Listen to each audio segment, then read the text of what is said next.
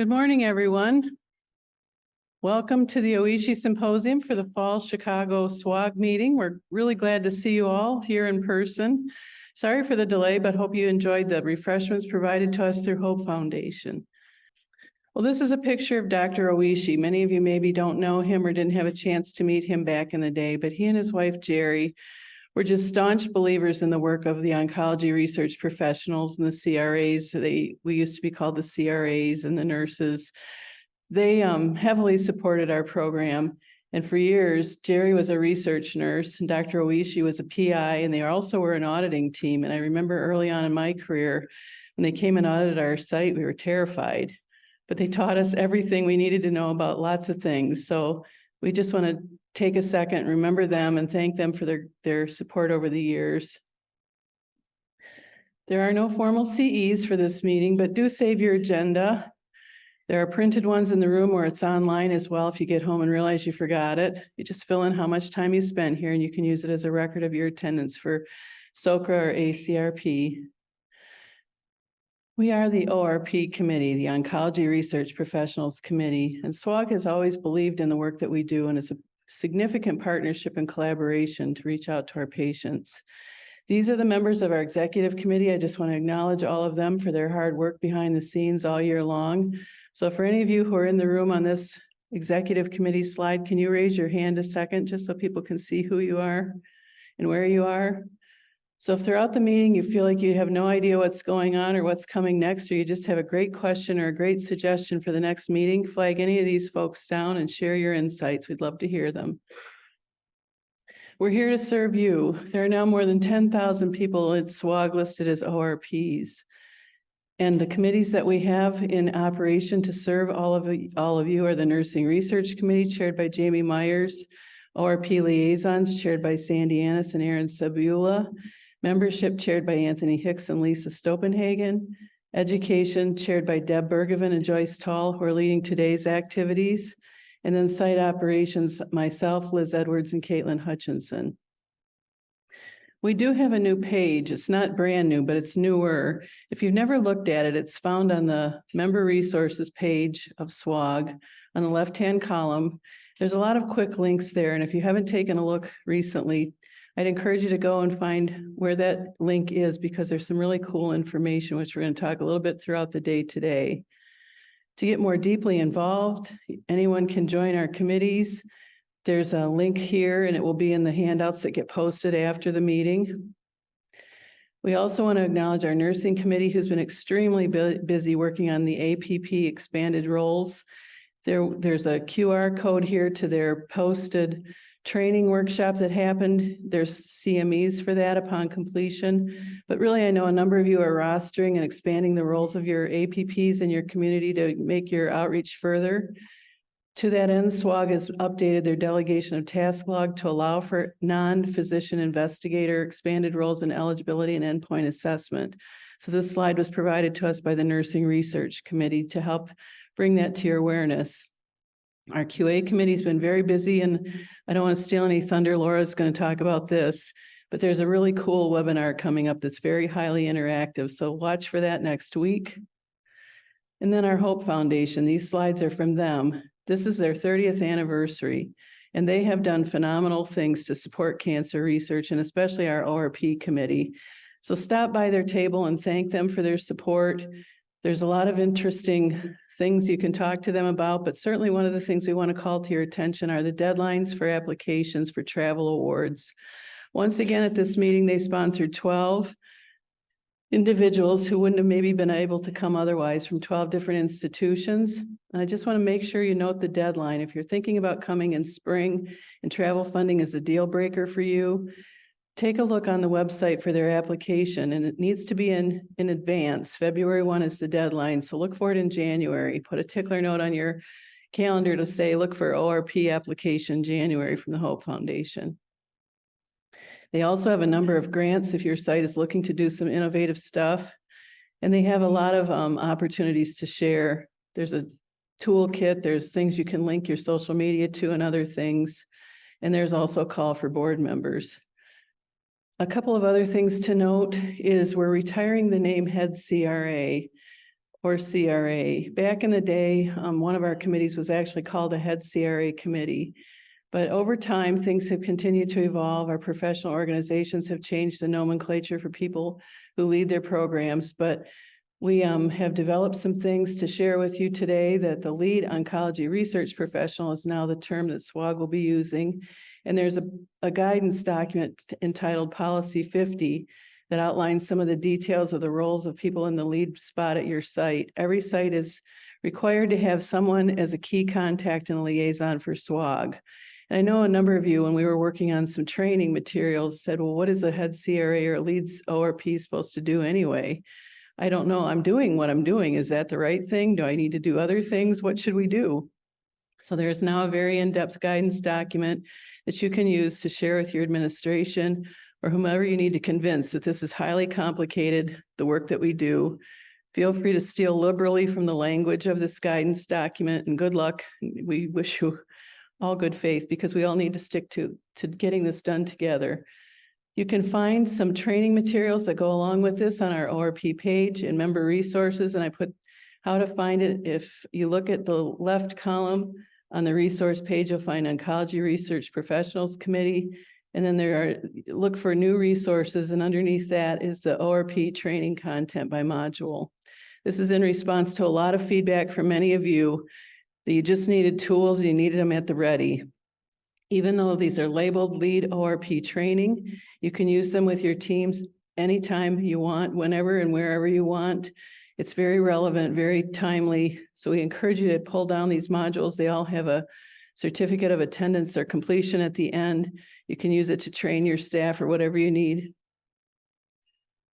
And then throughout the meeting, we just want to give you a heads up. We're going to be using Poll Everywhere for a couple of our segments here. So if you want to go ahead and scan the QR code and get ready or get set, our next speakers will talk us through what you're going to be doing with that. But before that, then we're going to introduce you to Joyce Tall, Education Committee Co-Chair, who helps lead, who not just helps, but leads, puts together the agenda and all the content for the Oishi. Good morning, everybody, and thank you so much for attending. What you'll notice today is a little different. We're going to go back to something we've been doing for a very long time in Oishi, which is a series of individual speakers or panel presentations. You have a schedule in front of you. I would like to welcome to the stage Laura Gonzalez. Laura is the face of QA for SWOG at this point in time, and she and her team help make awareness and knowledge a part of quality assurance so that it's more educational and less feeling like there's a crack over the head kind of thing. So she's outstanding at it. I think we are very lucky to have her, and I'd ask you to welcome her to the stage. Thanks, y'all. Good morning. Again, my name is Laura Gonzalez, and I'm the QA manager for SWOG. And I'm excited to be here and talk to y'all about embracing the new normal. So we're going to talk a little bit about what the numbers look like for SWOG, because as y'all all know, in March of 2020, our lives were turned upside down. And so the QA department, along with everybody in SWOG and all of the NCTN groups, got together to expand the procedures to supplement the remote auditing, the remote auditing procedures. And, how could we quickly pivot so that we could support y'all and still take care of business?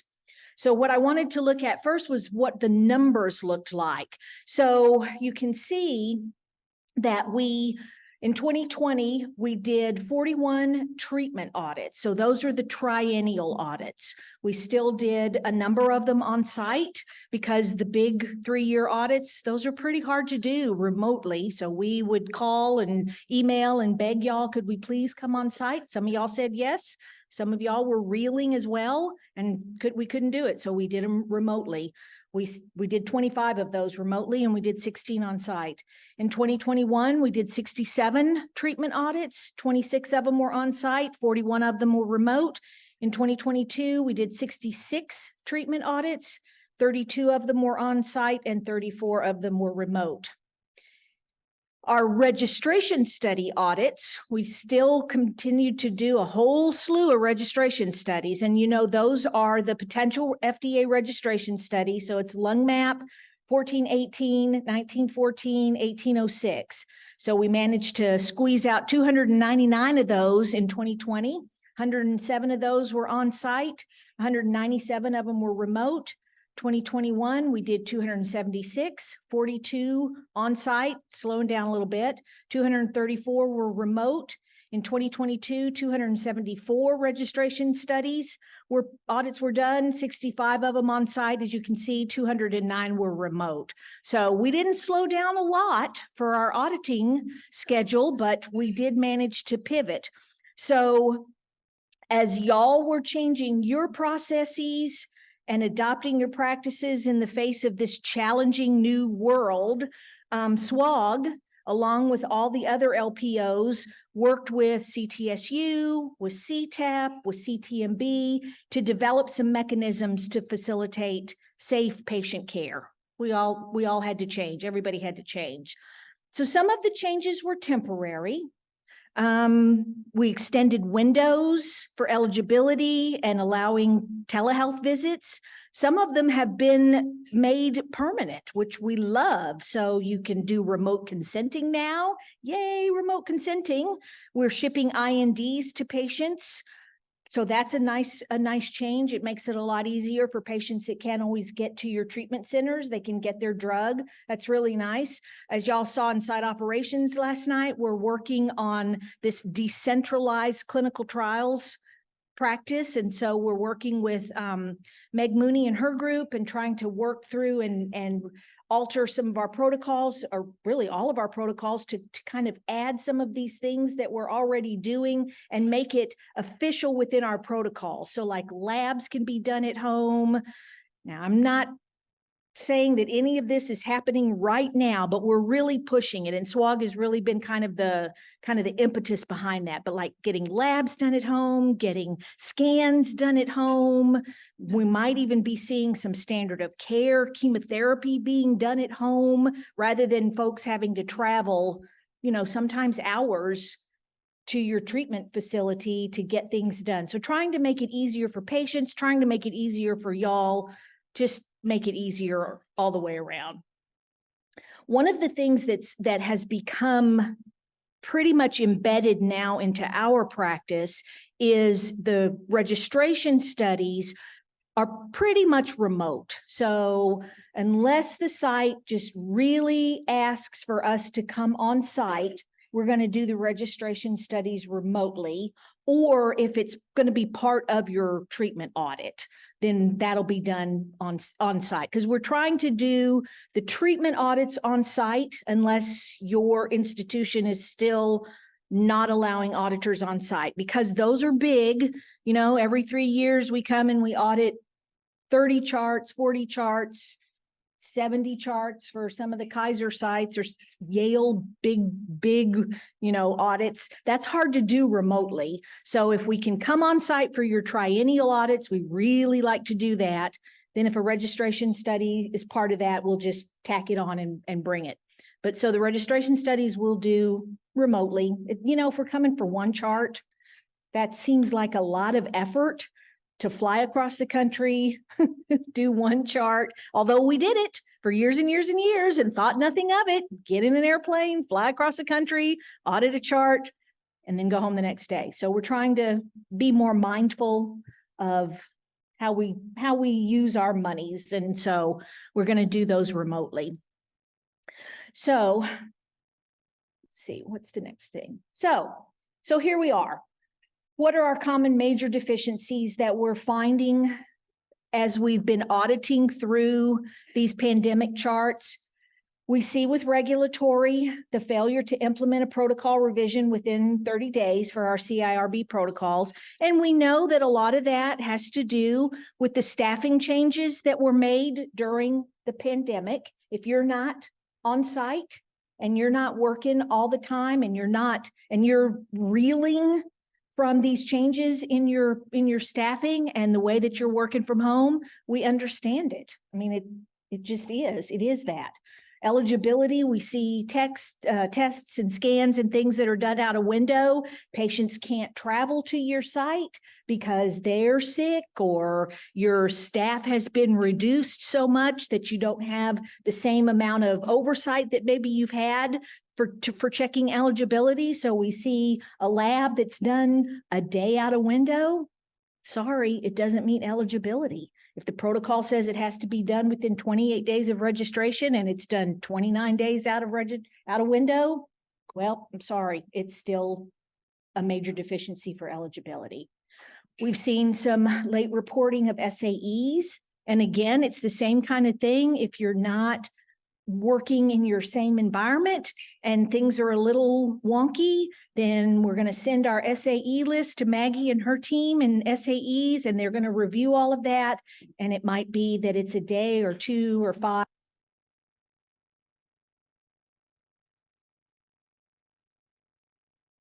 Did I turn myself off? No? Okay. Okay. So I thought I did. Oh, sorry. Anyway, so it's still a late SAE. So it is what it is. And then data quality, the same thing. So specimens were not collected and submitted. If y'all are furloughed and you can't collect a specimen, and the infusion nurses that are still working there didn't know to collect the specimen, well, it didn't get collected. Okay.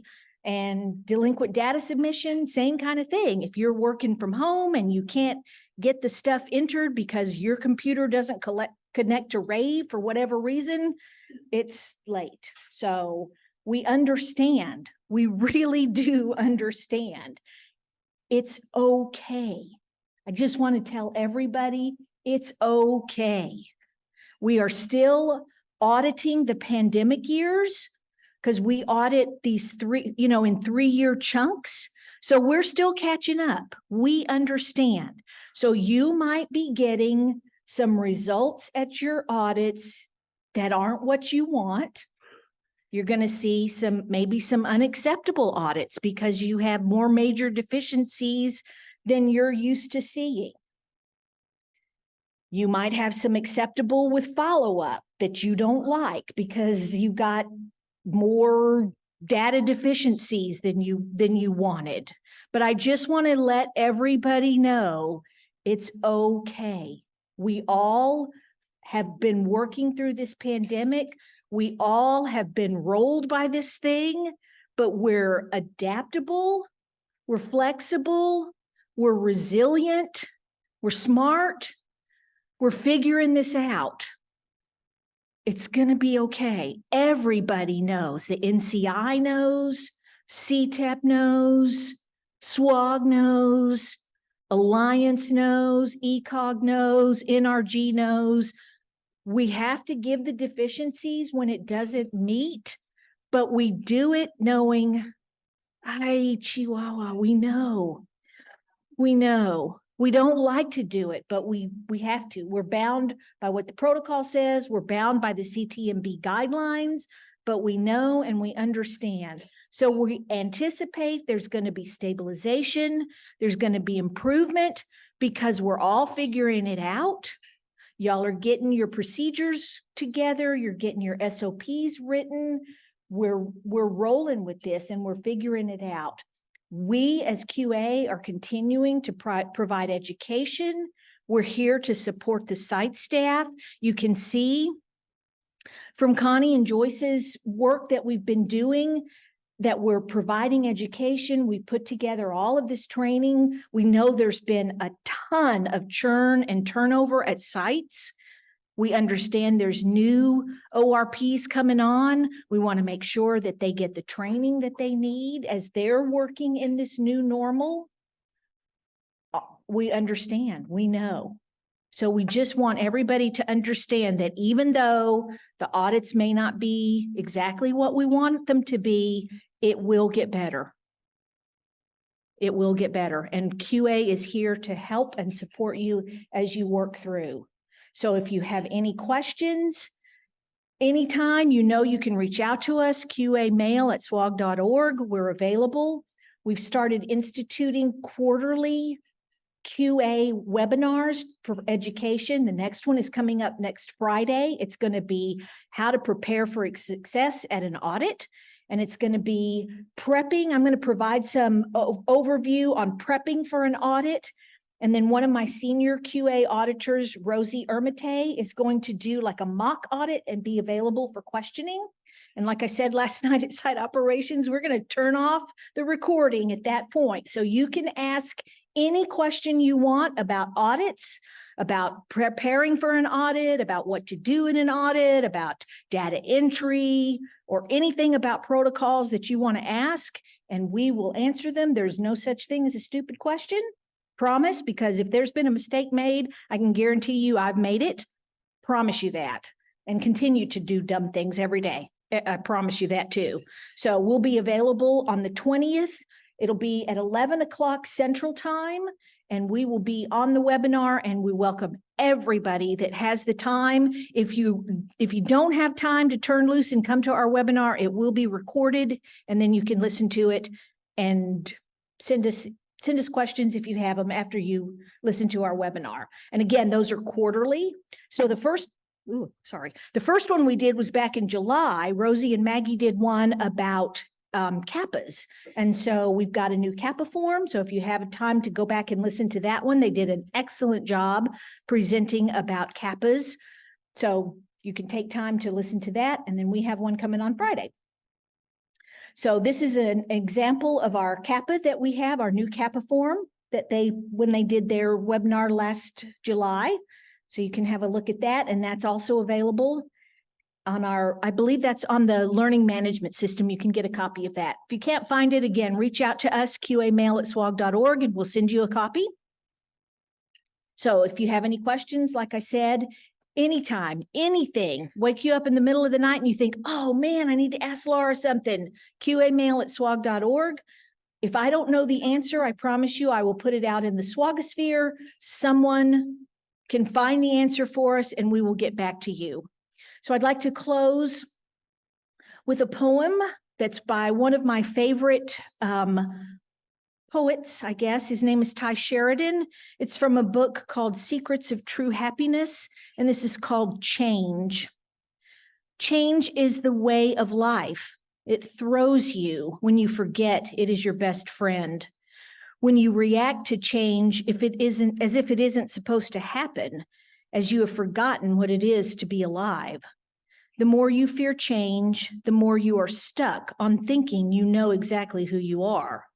Change is the harbinger of death, because each change is the death of the old. Change is also the birth announcement of the wondrous new. Grief is the real response to the death of the old, and joy is the real response to the birth of the new. Experiencing your joy and grief without being thrown off kilter is true happiness. May you be truly happy. Thank you. Do you have any questions?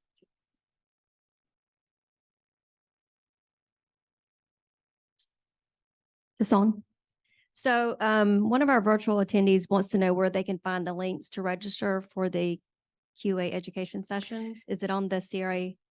It should be on the CRA web, on the bench, or in the LMS. So in the training, and on swog.org in the training, you can go to training and you can find the registration there.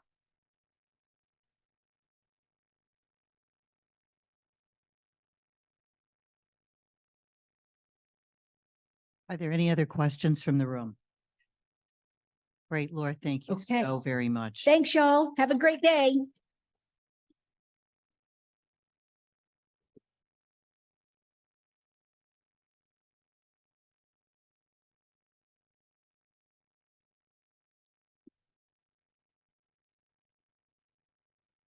We're going to welcome Amy and her panel to the stage. Amy Koffernes, Connie Shapanik, Michelle Markham, Kira Pavlik, and Kamara Mertz Rivera. You all are welcome to please give us a little bit of introduction. Amy is our moderator for this panel, and we thank you all for talking about site successes in the post-pandemic era. In Oishi of 2022, we brought this topic up as how do we cope in the pandemic era? And now we're going to ask our panelists one of whom who is virtual, Michelle Markham, and who was an original panelist on that panel to speak about where they are now, how they've evolved, and some of the things that have been successful for them. Thank you, Joyce. As she's mentioned, my name is Amy Kuffernis. I am the research administrator at the Crown Consortium. Pleasure to be here with all of you today. We're going to run down and have our panelists do a quick introduction of where they're from, and then we'll start with Kira. Hi, good morning. I'm Kira Pavlik. I'm the Senior Assistant Director of Clinical Operations at the Yale Cancer Center. I've been in research for the last 14 years and the last 10 with the Yale CTO. Good morning. My name is Kamara Mertz Rivera. I'm the Director of Clinical Research for Spartanburg Regional Gibbs Cancer Center, the Administrator for Upstate Carolina INCOR. I've been in oncology research for about 14 years and research for over 20. Good morning. My name is Connie Shapanik. I'm with Cancer Research Consortium of West Michigan, which is an NCOR site. We cover the west half of the state of Michigan. And I've been in clinical trials research for over 25 years. I'm old. And do we have Michelle? Yes, I'm here. Good morning. Everyone hear me okay? My name is Michelle Markham. I'm the Administrative Director for the Cancer Clinical Trials Office at the University of Cincinnati Cancer Center. I've been with University of Cincinnati for every 5 years in January, and I've worked in cancer clinical trials for the last 20 years. So, pleasure to be here. Well, it is a pleasure to work with all of you, that is for sure. How do we go back to the slides? Perfect. So Joyce had alluded, we're looping back to a conversation that had started in April 2022. And as I was kind of thinking about this, I'm like, starting to feel a little bit like Groundhog's Day. We're talking the same thing over and over and over again, but hopefully these panelists here are going to help us feel like we're seeing the light at the end of our tunnel and that we're finding new ways and new strategies. And as Laura had talked about a little bit, improving in what we're doing and how we care for our patients. We're going to talk a little bit about staffing strategies that were implemented, successes and challenges with it, as well as some operational processes and some ongoing strategies, enhancements and updates on there. So we have a poll everywhere. Oh, wait, no, we don't have a poll everywhere. It's not there. Okay, we can just keep going.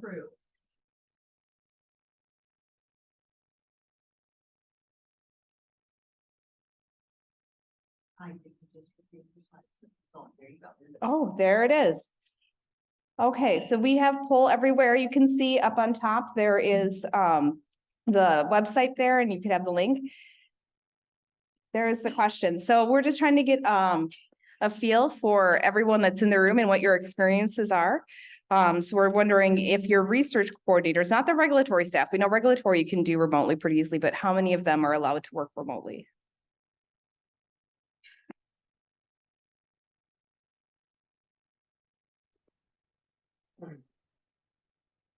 It looks like there's a high number of people that are flexible and as a team, and they allow people to accommodate and manage that, which is really nice to be able to have. I'm sure a lot of staff people like that.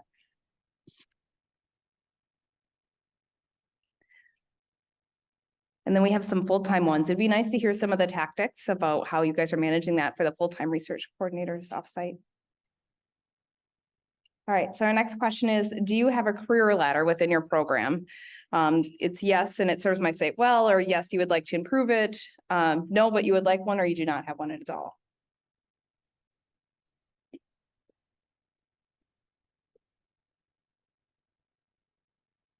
There is definitely always room for improvement. All right, well, that's great to see that a lot of people have that incorporated within their organizations to be able to have available for their staff.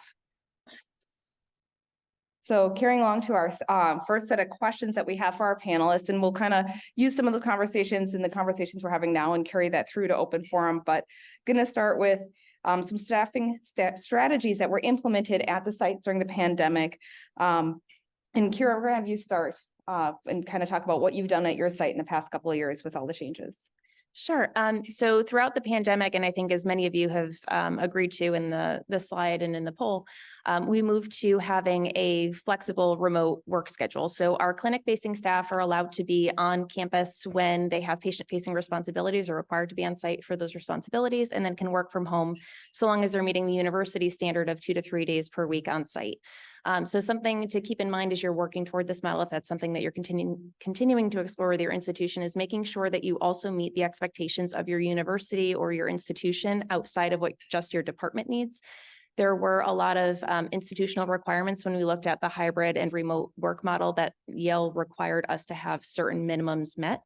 Some of the pros of moving to this model were increased flexibility in just our catchment area for staffing. So we were able to recruit outside of even just Connecticut for some of our positions, and some of our coordinators even more willing to come and drive from further distances. So some folks from New York or from Massachusetts, for example, understanding that they wouldn't have to do it 5 days per week. So that was a big win for us. Some of the challenges have really been with, and I'm sure we'll get to this in a little bit, with onboarding and standardizing what that looks like for folks in the remote and hybrid world, and how you really create that culture and that team environment when you're not with those people every day, and how you improve those communications. So that's something that we continue to work toward in our institution. And I think we're in a community site, so we're not we're not academic, and we had a different approach, or a different post-pandemic experience, where we do have our regulatory team and others that might be able to, aren't patient facing. They're off-site 2 days a week. But beyond that, our patient facing staff, we found that even if we offered a flexible schedule, if they want to do 4 days a week, it really wasn't conducive to our research program. We have more sites to cover, less staff, and we just found people were scrambling, and we really couldn't cover the staff. The patients came first. So we have everybody on site that is patient facing. We also have our managers on site. The cons to that is that, the grass is greener on the other side. Everyone who's in regulatory or other possible options for remote, it doesn't always feel equal, but at the same time, that's the role. We have our patient-facing staff, and they have to be there for the patient. But the pros is that we do have some flexibility. On Fridays, a lot of people do leave early. I mean, that's just kind of been our culture. Unless we have to have a meeting, most people are gone by, between 1 and 2. So that's really great. But we'll talk more, I think, about the team priority setting next. So. Our site has adopted things that Kira and Kamara both just described. I would say a couple of things, though, that we have had to do or have helped us would be the remote consenting option. So that even if we don't have everybody on site, we've tried multiple versions of the theme. Do you have one person? Do you have the whole team? Do you have a person and a half? We can't really prescribe numbers of days or numbers of anything because our patient volumes shift so much. And the Cancer Center never really slowed down. The volumes remained high all the way throughout. So using tools like the remote consenting option were really vital for us. The other thing that we tried to do is have more flexibility and identifying somebody to make sure there was a point person on site every day. That was a little bumpy for us as a staffing model, but having a lead and a backup so that if somebody who was lead was submarined with all kinds of work that wasn't their own, just covering the team, that they could call in help. So even when people were fully remote, for the most part, we were still bringing our patient-facing staff on site. As Kamara said, we have a manager on site every day just to support, help, and bring in more resources as need be. Same pros, same cons. It's been a rough, bumpy road, but I think as you'll hear throughout, just learning creatively to cross cover, use new tools, be more generalist sometimes than specific. I think one of the things that's been a frustrator for staff is they like to have the study or studies that they lead, and that's prescriptively what they want to focus on, but that has not been possible due to staffing constraints and the flexibility issues we've had to deal with. And I'll just echo what the rest of the panelists had commented on. I think 2 things I can add, very similar to what Connie mentioned at our site. We have a team approach to the trial coverage, again, to allow that flexibility for our patient-facing coordinators so that they can have remote work. And it also assists us in covering multiple locations, so that essentially the whole team is of those staff are trained on the protocols and able to support if needed.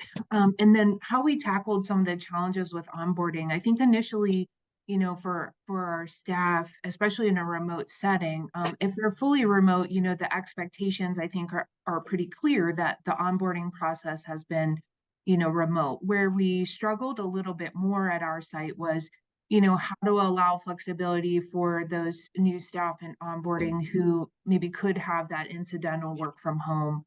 I think in the past we had allowed, there to be that hybrid schedule, especially when they're, working on web-based trainings and things like that. But what we've learned over time is that really during that initial training period until they're officially out of onboarding, that we were the most successful when staff were here on site. And so for our patient-facing staff, we have asked that, during onboarding and kind of set the expectation that, they're here with us until they're officially, out on their own and independent. So I think it's just important to always remember, it's not always one size fits all. And having the flexibility is really important in what works best for your institution. And I know there's a couple other unique strategies that you guys had talked about as we were planning this in regards to student interns and contract staffing. So anyone, Kira, I think you had mentioned about interns in Kamara as well. Do you guys want to talk about those? Sure. And this kind of ties into, You want to grab the mic? do that too. So this kind of ties into our career ladders too. So for throughout the pandemic and really more recently, we've instituted our first ever internship program in our clinical trials office. And for our student interns there with us for 1 semester, we partnered with a local university to make this happen. We target undergraduate students who have an interest in clinical research, and we train them essentially in that 1 semester as if they were going to join our team. So far, we've had 100% of our interns apply and be accepted to full-time positions with us in our N of 2. So it's still in its infancy, but we're excited to see where this program goes. So we have a program that kind of developed, I guess, organically, where I had people saying, hey, you want an intern? And this was probably about 5 years ago. I said, sure. And next thing I know, the word got out, and every summer I have 2 applications. I won't have more than 2 because I won't accept more than 2, but I have more than 2 that always try to get in. But the word got out, and we're in about the 5th year. And how it works is we generally have from local universities, those that are studying healthcare management or pre-med, they're interested in learning about research. And I think it's a great opportunity to have someone who doesn't know about research join, and their eyes light up because they're like, oh, there's a lot of data. There's a lot, it's a very different, a lot of people imagine you're in basic research and you have, a microscope. But I will say, we've been successful. We have actually 2 of our interns over here in the 2nd row. You can raise your hands if you want. They're very shy. Look, their hands are like that. But Elena, who started, she did 2 summers, and then during the summer of writing a grant, she was our go-to and did everything. And she ended up being our grant manager. And really supported a lot of the communication pieces. She's recently been promoted, and now we have another intern that has come into her role. And so we're really excited about it. I think it's a great opportunity. So go out there to the job fairs, go to the universities, and put the word out and let them know research is out there. And I think you'll have an opportunity to enhance your staff. And Michelle, did you want to touch on real quick on contract staffing? I know people are going to see that and want to hear about it. Yeah, absolutely. I'll make a quick comment about something we're doing with student interns at our site as well. This is something, we've had student interns in our office in the past, but in collaboration with our CTSA program here, we are developing a certificate in clinical research for undergraduates. And our plan for this program will start in 2024. And the last semester of the program is basically a hands-on experiential learning semester where students would then be placed in clinical research offices like our cancer clinical trials offices here at our institution. So I will hopefully have more to share on that next year as we kind of get rolling with it, but I'm pretty excited about it as a new opportunity. We do have, so for contract staffing, here at University of Cincinnati, we did use, I have experience with two different companies with contract to hire staffing. First, we had staff placed in a 12-month placement, and it was, the intent is contract to hire. I think the pros of working when you do need staff, and I know we all experienced in the last couple of years, high turnover and those instances where you need someone pretty immediately. So I think the benefit of it is that you can identify candidates quickly in collaboration with the staffing company and get them on site. I think some of the cons are that, for at least the 12-month placement, one thing we found was that during the course of that 12 months, then perhaps that contract company had increased that person's, hourly rate over time to where when it came time for the actual hiring, we might actually be competing a little bit, which is a downside because at that point you're invested in that person and, they're familiar with that site and things like that. So, I think we had more success with the 6-month placement model. Of course, that's adequate time, to see if that's a fit for you and the employee. With that, again, it's a very open conversation that, in 6 months, the intent was placed to hire. So the companies also had slightly different models. But I do think the 6-month was probably a better experience for us. Although we did turn I would say, if I count 90% of our contract staff did end up being permanent hires with us. So I would consider that successful. And then, I'm sure many of you have had some experience, and maybe my fellow panelists can add to this, but the temporary placement for specific protocols, we've had a lot of sponsor offers for, help for specific trials over the last probably 18 months or so, more than in the past. That too has been a learning experience for us. I think, one of the things that I think assumed early on was that those companies were hiring individuals or placing individuals that were well-trained at the time they would join us to support a specific study or a specific sponsor. And what we learned was that so far is that, we really need to vet them ourselves just as much as we would one of our own, staff to hire, and expect that you will need to, train them not only in perhaps research conduct at your site, general GCP, and maybe even more on the protocol that they're supporting, because ultimately, from a regulatory perspective, we have a responsibility for them when they are assisting and supporting us. They can be on our DOA. So, it's just not, I guess, as straightforward, I think, as maybe we had initially thought. And so that's definitely something we've learned from with those temporary placements. Yeah, and that kind of leads well into like, how do you keep your team morale up? You have a lot of turnover. You have a lot of people that just want to know the job now, and it takes time. For those that are new to the audience, it takes time. Give yourself grace. Can't say that enough. So kind of curious how you guys have done that within your team. So Kira, would you like to go first? Sure. So this is something obviously that we work at every single day, increasing team morale, and it really stems from just having a culture of trust and making sure that your staff feel like they can come to you with ideas and come to you with problems and questions and concerns, and have that open door policy where you can have that honest and direct discussion with them. So that's been really helpful for us. I would say regarding staff retention and onboarding, we have a lot of new staff, like many of us do. I think in our treatment team, we have the person that's been there the longest is 2 years. So we're asking a lot of our staff to onboard new staff. But I think what the big takeaway is the onboarding buddy. We really had a great success if we bring people in together and they're onboarding together, and it makes a difference. The preceptor is key. And, of course, we love to have our pizza parties, but sometimes it's all about the management and really just knowing that you have your back. So we do a lot of cross covering, but We give as much flexibility also. I'm not saying that people aren't offsite.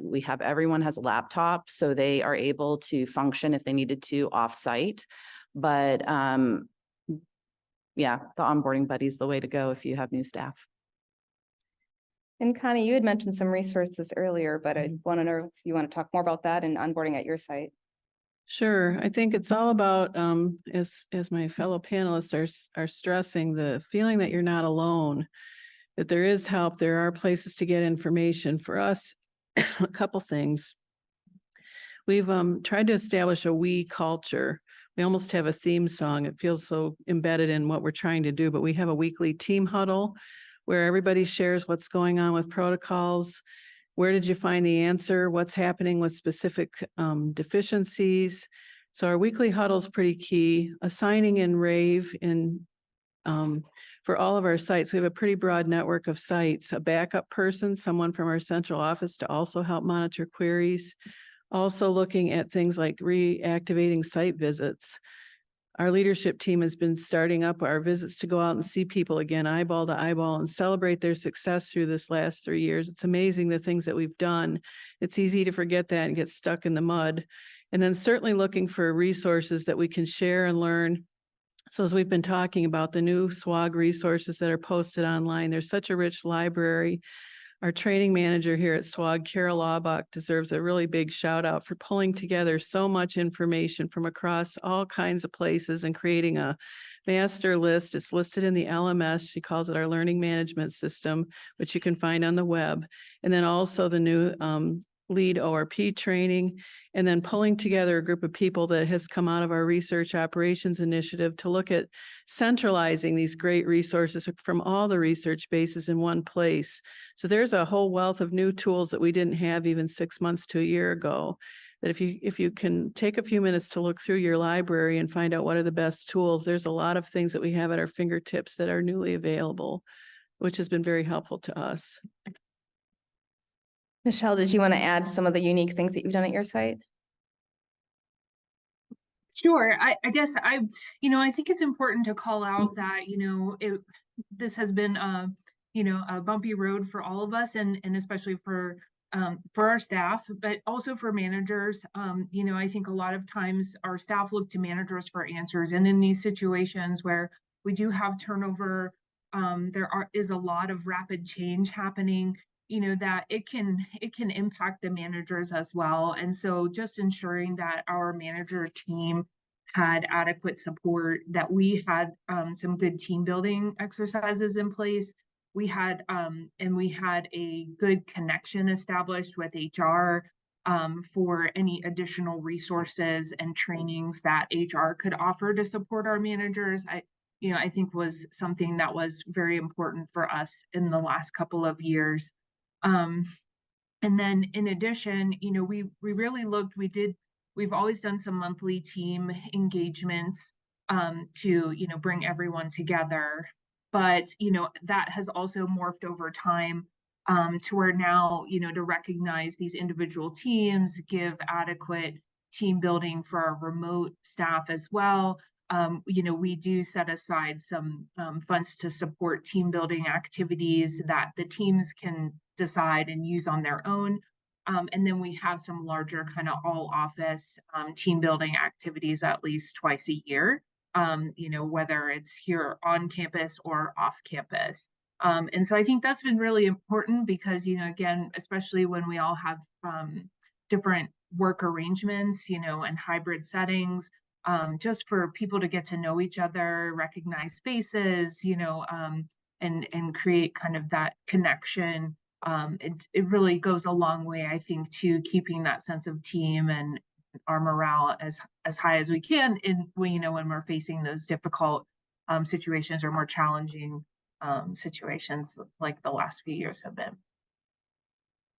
Yeah, and it comes back to a lot to remembering our why. Why are we doing this job? And we do this job for our patients. And I don't know how many of you had the pleasure to attend SWOG last spring and hear the patient story that was shared during the operations meeting. And if you haven't, it is recorded. I highly recommend you go and watch it. It is one of the most moving stories I've ever seen. I actually took it to all of our members within our consortium and during our quarterly roundtable and made frontline staff watch this just to remind them you are affecting people's lives day in and day out. And as hard as it is, and as much as you can hear it, just remember that you are really improving everyone's life.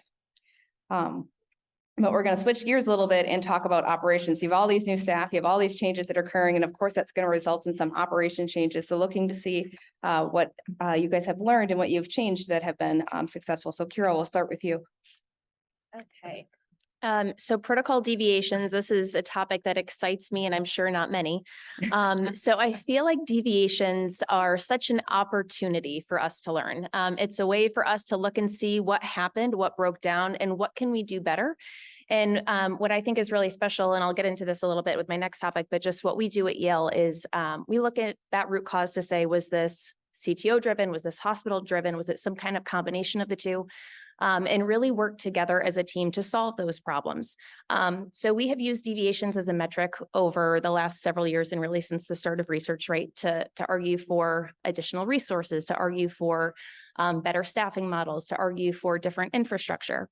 But what we have also used it to do is partner better with our hospitals. So our hospital has a morning's, excuse me, a morning safety huddle that each of our assistant directors attends. And in that huddle, we talk about any safety issues that have arisen and how can we work better together as a team to solve those. For example, one issue that arose was repeated infusion-related deviations for start and stop times. Who here has had those? So what we determined was there was an error or an inconsistency rather in how our infusion nurses were flushing the lines after patients completed their chemotherapy, and it was widely varying how they recorded start and stop times for those infusions. So we actually worked with the hospital to rewrite their policy on flushing, and we published together a paper that went to ONS Congress earlier this year. So just one way where research can help to improve hospital policy and work together really as that team. And Connie, you had a little bit about that too, and talking about the drift. We've changed so much so fast, and we just have done so many things on the fly the last 3 years, and a lot of them are really good. We think we'll remember them forever. So it's really important to write them down. And the other thing that we've learned is it doesn't always have to be just the leaders that write it down, but all the staff can help. For example, we spent a lot of time with department leaders working out a way to capture screening documentation in a new EPIC module that our hospital bought into about clinical trials screening. We worked on it, we knew it, we said it, we talked about it, and then we went on our way. And 2 weeks later, nobody remembered a thing about it. Oh, were we doing that? What were we supposed to say? What were we supposed to write? What was the sentence again? Where is that found?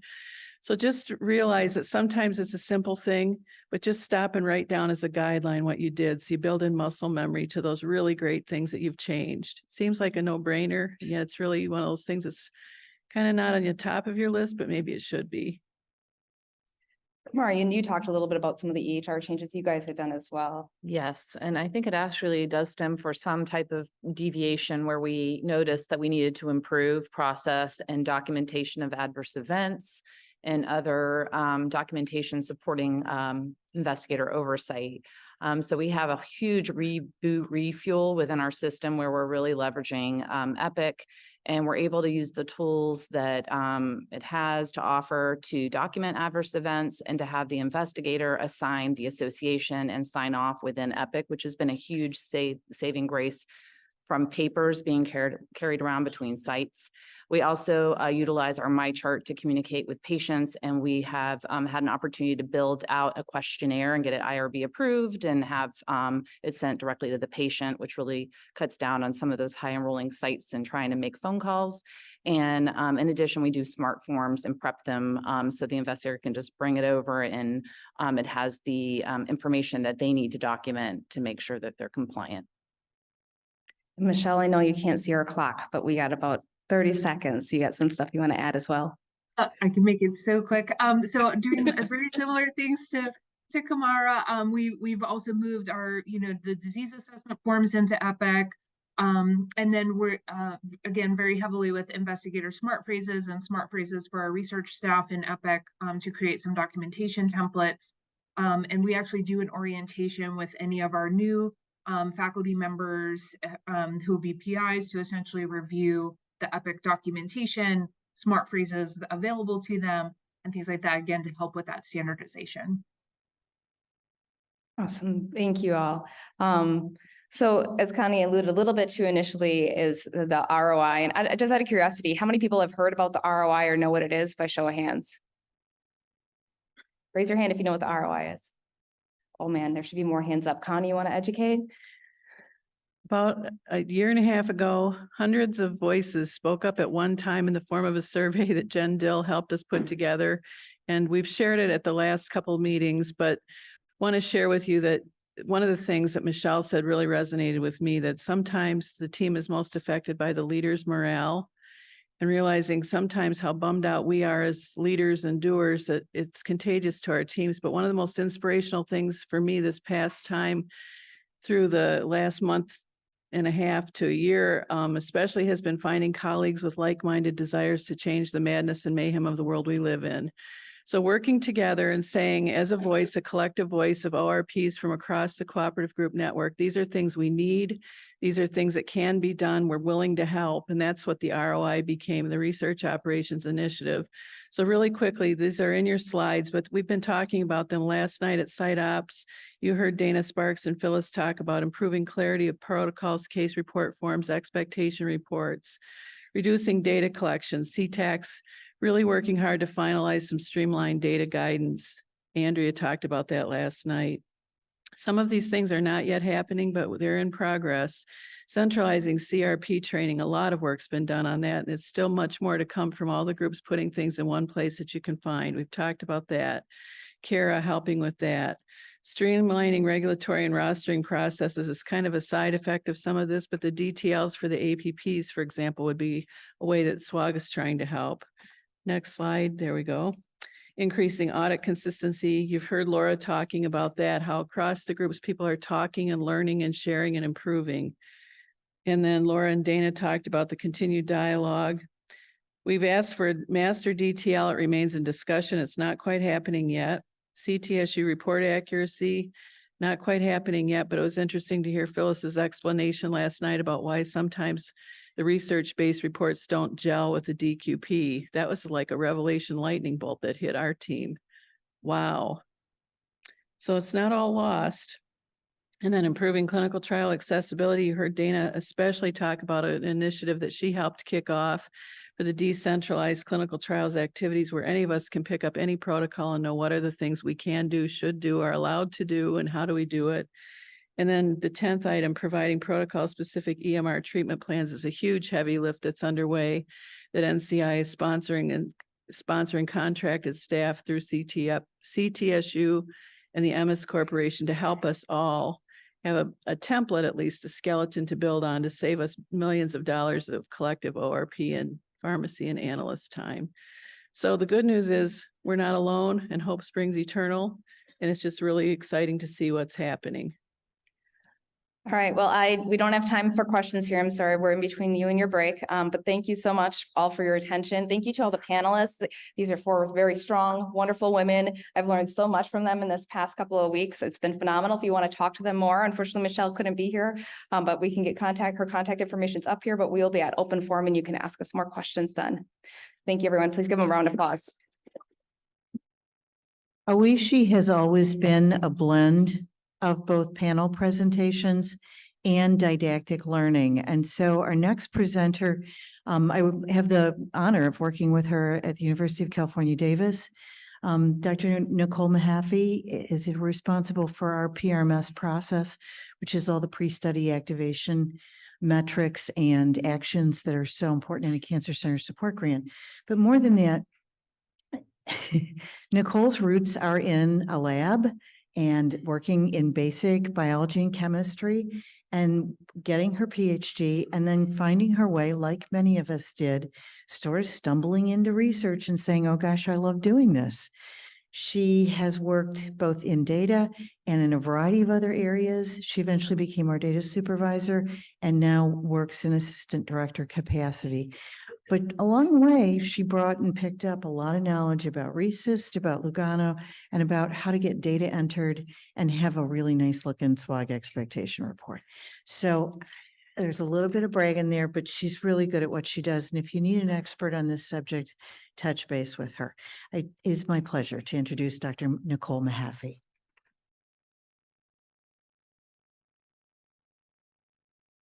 Well, hopefully I live up to that introduction. So I do want to apologize. This is the standard training that I give my team when we introduce them to response assessments. So it is on a UC Davis template rather than a SWOG template, but we will make it work. If you have trained with me in the past, you have seen these quotes. So Catherine, Ashley, everybody has seen these quotes from UC Davis. I start every training with them because I love them. I will caution you with using them at home. Just last week, I told my son, oh, baby, mommy's tired. Maybe we can later. And he whipped out his journal and showed me that for the last 30 times that I said maybe later, the result equaled no, and that we did not end up doing anything. And he asked me, do you really mean no? Is that what maybe later means? So if you say without data, you just have an opinion at home, your kids might use it against you and start collecting their own data. More to the point for this presentation, data is useless without context. And so I try to train in the framework of we are providing you context for what you are supposed to be doing, whether that context is a protocol that frames a long-term experiment, whether that context is an SOP. This is what we expect in this scenario. This is your guideline to follow. And then we have some overreaching context in the terms of research, which we are familiar with. The CTCAE book that CTEPS provides us, frameworks, our entire adverse event collection for all of our clinical trials. And then we have overreaching context in the form of response. So nothing in that sentence is supposed to imply that the framework or the context is easy to understand and that it's not intricate and complicated. So I do my best in this training to break down the Lugano, which is our lymphoma response. So I will let Deb tell us at the end whether or not we have time for questions, but as all of the presenters have said, I am available. I will be here after this session and throughout open forum. You can contact me via email or phone, and we can work our way through any of these RESIST responses. We do it almost weekly as a team, come together and figure out what's going on. So I am available. This is my overall response slide. I love to show this picture because it really shows how far we've come in assessing our tumors and trying to design responses to categorize and provide context so that when we look at clinical trials, we can compare them together and know what we are talking about. Obviously, solid tumors make up the bulk of the responses that we deal with, but when it comes to our liquid tumors, Lugano is the primary way that we measure lymphoma currently. So here is some generic information surrounding disease response in general. You always want to reference your protocol. We all know this. Your protocol sets you the timing of your responses. It tells you exactly which response you're supposed to be following. It alerts you if they're going to do anything weird with that response, because we all love it when they throw caveats into the protocol. We're going to follow RESIST, but we're going to let you track 10 lesions. You're like, no, that's not RESIST. If you do that, that is not RESIST. But really pay attention to your protocol. We all know this, but it does come to bite us in audits when we don't notice that one little footnote. Also make sure that you have source built into your protocol. that is actually going to allow you to capture what you need. So just during that feasibility assessment, do the generic sweep and be like, okay, yes, this is standard RECIST. We have a response assessment for this. I have my source. We are good to go. I love this slide because, again, it gives me comfort in knowing that throughout the span of knowing what lymphoma was, we've only been trying to categorize response for about the last 30 years. So the PET-CT was invented in 1999, and that really launched the Lugano response world. Before that, the 150 years prior to that, we were just all busy trying to categorize the disease itself. And so I love this timeline. I think it's great. It always makes me feel better about myself when I'm like, this is so complicated, because everybody has thought it was complicated for a very, very long time. And then the first place we start with any response is always going to be setting it up. You want to set yourself up for success. You want to pick strong baseline lesions that are going to allow you to follow all the way through the trial. This, in my case, usually takes involvement from our radiology department that helps us pick the best lesions. Sometimes CT scans or PET scans are not clear. You can't tell from the report. Well, there's 16 lesions identified, hopefully not, but let's just say there were 16 lesions. Which are the best 6 for me to follow for response? So I encourage you, even though screening is hard and you're running through that eligibility period and you're trying to get the patient on study, to really pause and set up your response so that you're going into the protocol knowing what your disease assessment looks like and that it's strong and appropriate for the trial. It's going to make your life so much easier moving forward if the lesions you pick are appropriate and will work for the trial moving forward. Lugano allows you to pick 6, a little bit different than RECIST. Obviously, there's no organ system restraints like there are with RECIST. So you can have 6 target lesions that you follow for response under this setting. The other difference that we have in the Lugano world is, we're going to do pitfalls first. Excuse me. A lot of these pitfalls are the same with all disease responses. So when you're setting up that baseline assessment, you do want to pick lesions that haven't been radiated. You want to try to pick lesions that aren't encroaching on each other, that are going to merge. All of these different things should be taken into account when you're selecting the lesions. And these are the types of things that you can't always tell on a readout, and that sometimes involve talking to your radiologist and getting them involved, getting the investigator involved. I will tell you that I've pulled up scans in multiple different imaging softwares, and I still don't know how radiologists do what they do. I still cannot pick apart lesions as well as I would like to think I can and determine which one would be the best to follow. So you really do want to leverage the experience within your university or within your site and help you set this response up. The other thing that auditors have commonly said to us is we should be able to look at your disease assessment, whatever that may be, and have a representation of all areas of disease.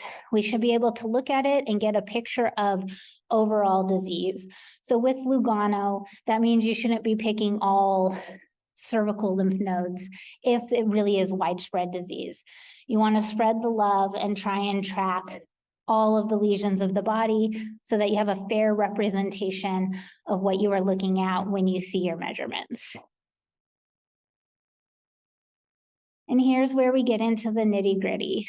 So Lugano is unique in the sense that you can have a response based off of a PET-CT, which goes off of the intensity. If you do not have an intensity score, you can have response based on CT solely alone. So we are lucky at my institution where our PET-CTs are considered diagnostic.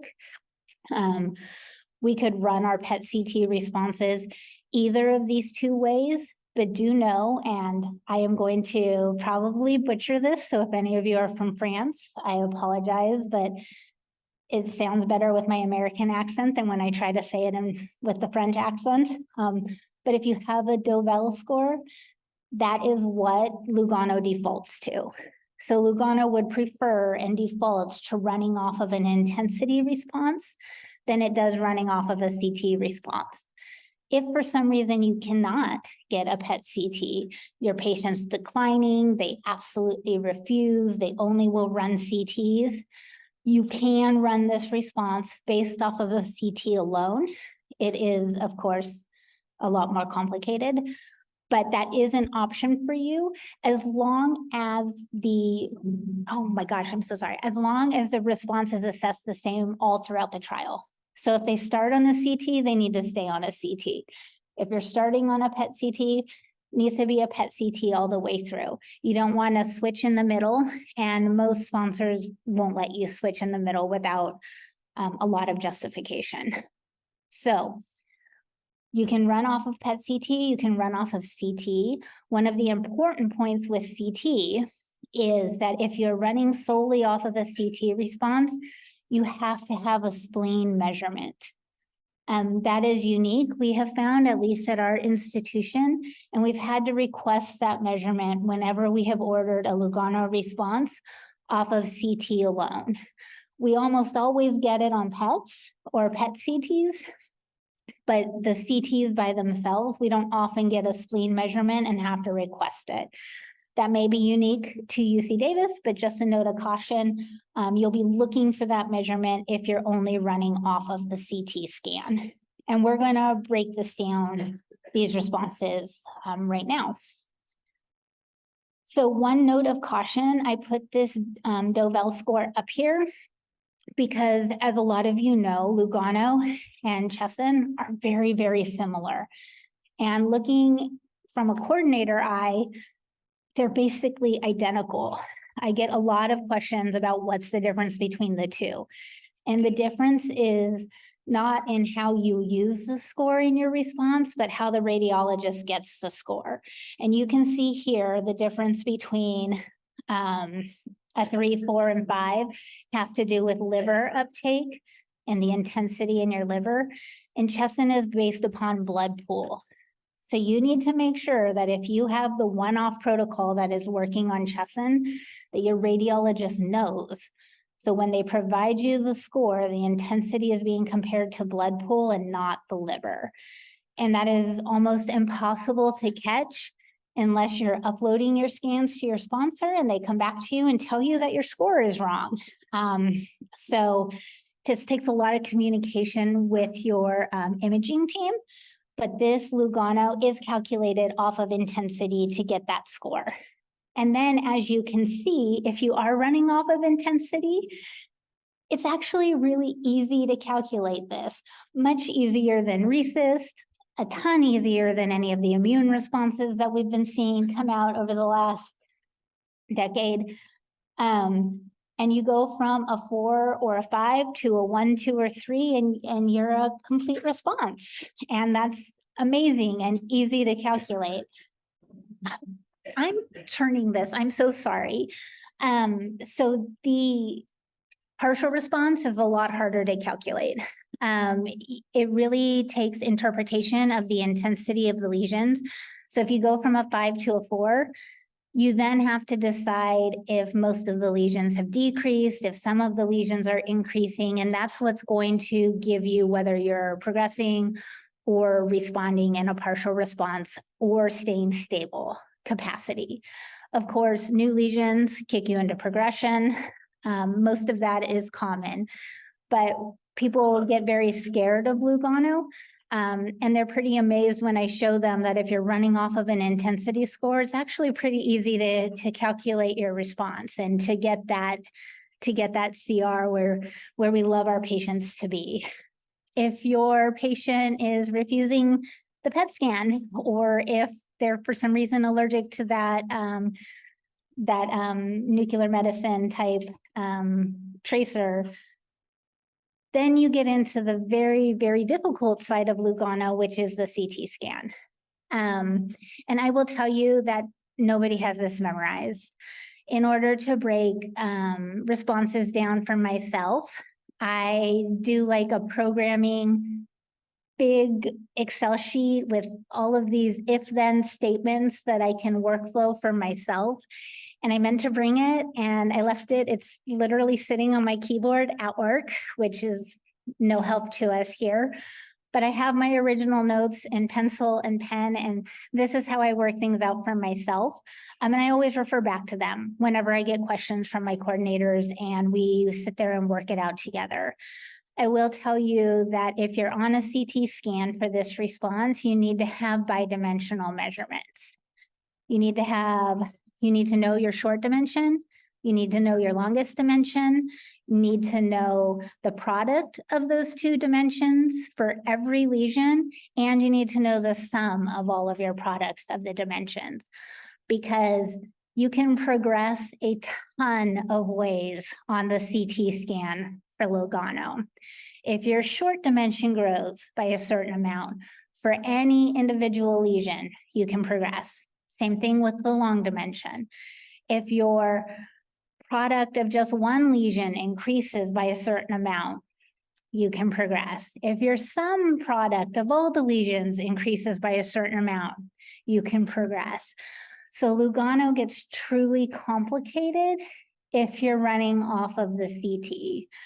And as you can see here, they define complete response, partial response, stable disease, progressive disease. You can see the spleen involvement.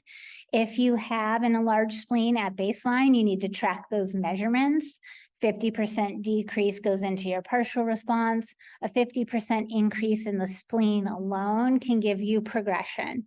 So there's a lot of moving parts when you're tracking only by the CT. And as we all know, stable disease is basically the elimination of any other response. You're not a partial, you haven't progressed, you're not a complete response, you're stable. I will caution you to leaving all of these calculations by hand. At our institution, we have hard-coded this because there's a lot of intricate rules that go into the play. But again, I would encourage you to reach out, work with your radiology team, work with your investigator.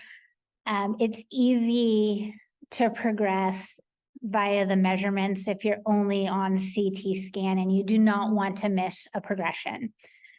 Another learning experience we had, because in our feasibility assessment, this was an industry protocol. I've never seen SWOG do this, but we did not catch that it was Lugano with a tweak. We're used to Lugano, defaulting to intensity score if you have it, which we almost always do. But this protocol demanded that you follow both, the PET, CT, and the CT response. So now, as a kind of cap to that, if we have the information, we always just track it and then provide sponsor what we need. So do be cautious of your protocol, but most of the time you do not have to worry about this CT response unless you don't have the intensity score. So again, pitfalls that we've learned through lots of trial and error. As with any protocol, you can get an investigator telling you, I don't care that the sum product diameter is at 49%, this patient is progressing, I'm pulling them off. Just know that in the context, right, the data context of the trial, that's not progression. In the data context of Lugano, you have to code that as stable, and you would pull your patient off trial for physician discretion, clinical progression. And that is always an option, but you will get a ton of queries from all of your lovely auditors and monitors and quality assurance teams if you say that the patient has progressed and they in fact have not progressed per the actual response dictated by the protocol. I say this at every response training, and it always always comes up because the investigator says progression and you really want to code that progression. But know that the protocol is giving you that context for the response. And we do need to honor that so that when they are reporting out the response endpoints, we are truly reporting out the Lugano that they have told us we need to follow. The other big point I have bolded here in red, it's so easy just to look back one assessment and say the patient's stable. It's the same. There's not that much change. As with RECIST, as with any of our responses, you have to look at the whole portfolio of scans. You really need to look at everything because progression, as we all know, is against nadir and not just the scan before. So as a general rule of thumb that I write on all of my response trainings, and I make my team sign them, is response is always calculated against baseline, right? Where you started to where you ended is your response. And your progression is always calculated against the best scan you had, your nadir. So you're looking at two different points to calculate the two different endpoints. Response and progression are very different endpoints. So in order to get your true response and your true progression, you need to look at the whole gamut of scan assessments before. And always know that your not evaluables are an actual response endpoint. If you were on PET CTs and you only got a CT, that's not evaluable. You don't have all of the information you need to get you the response that you are following.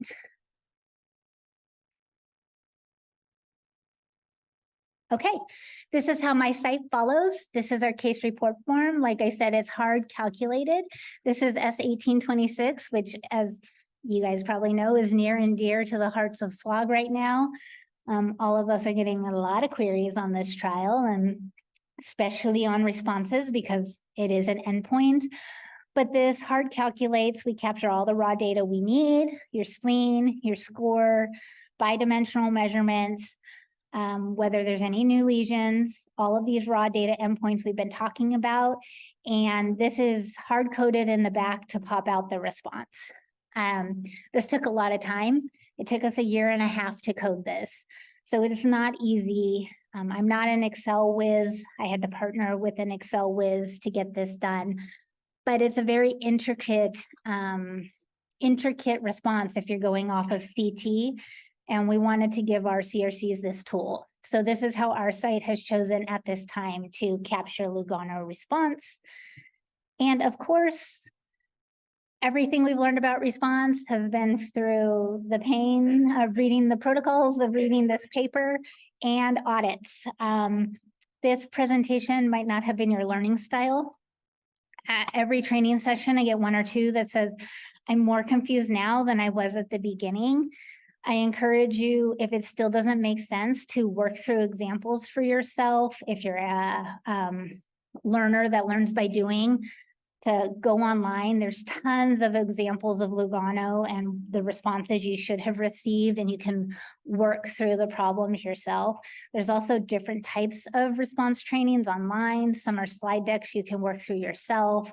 I think Lily has a really good one. So if this just confused you more, you can come talk to me one-on-one or search out any of those other resources. And I believe that is it for me.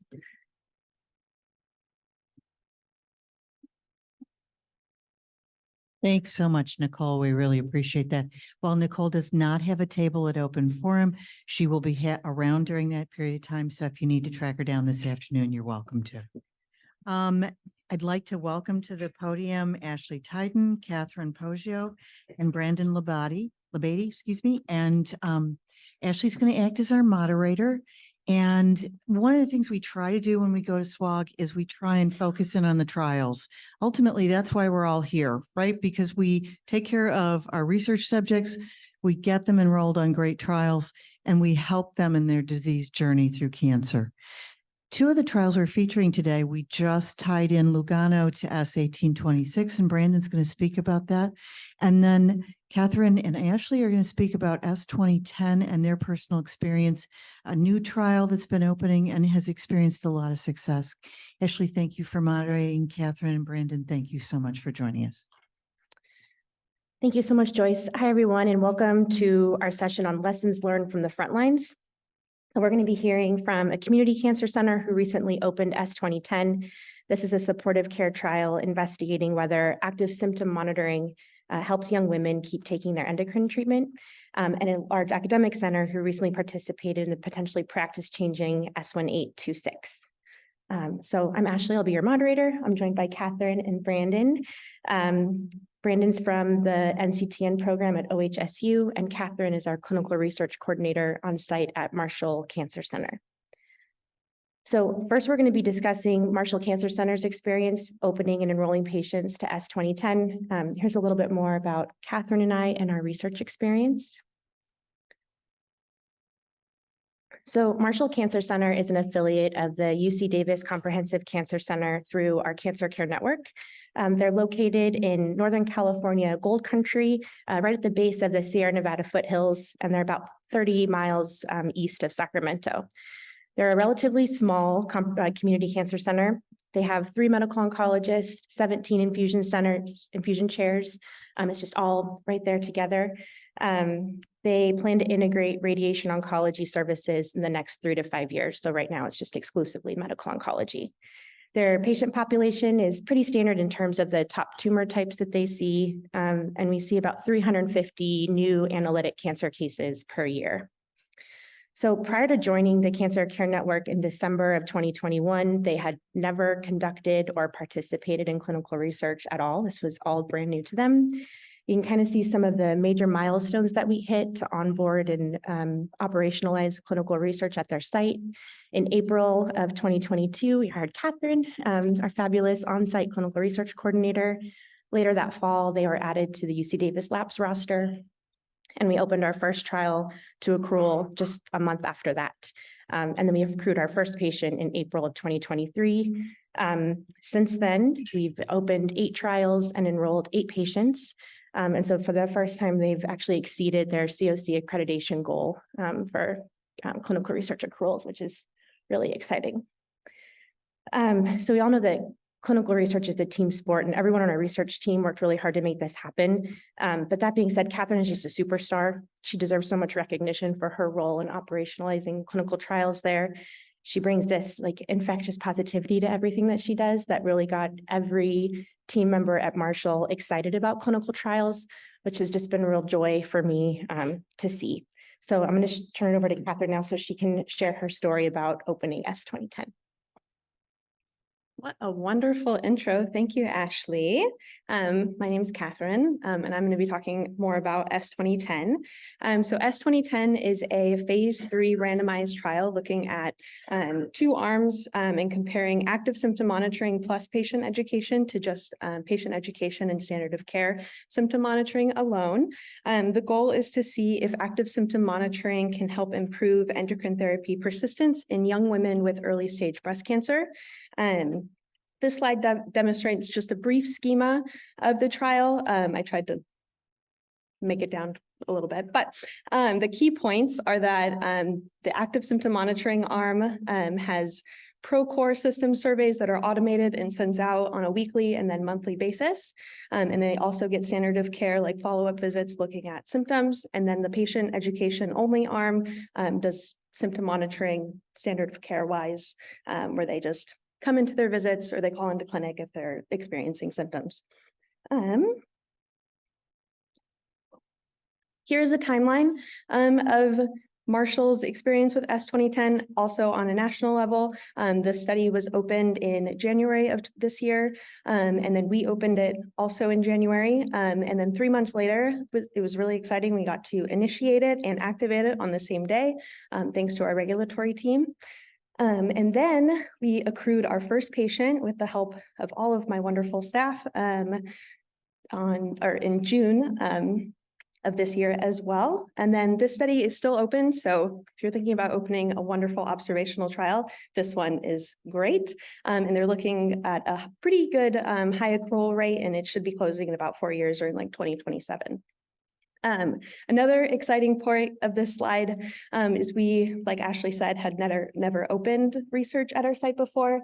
And so we accrued 3 patients on the trial. And so then that got us a spot on the CTSU page. And so I went around showing staff, look, we're on the CTSU page. How exciting. Like we're one of the top sites right now. And so very exciting stuff.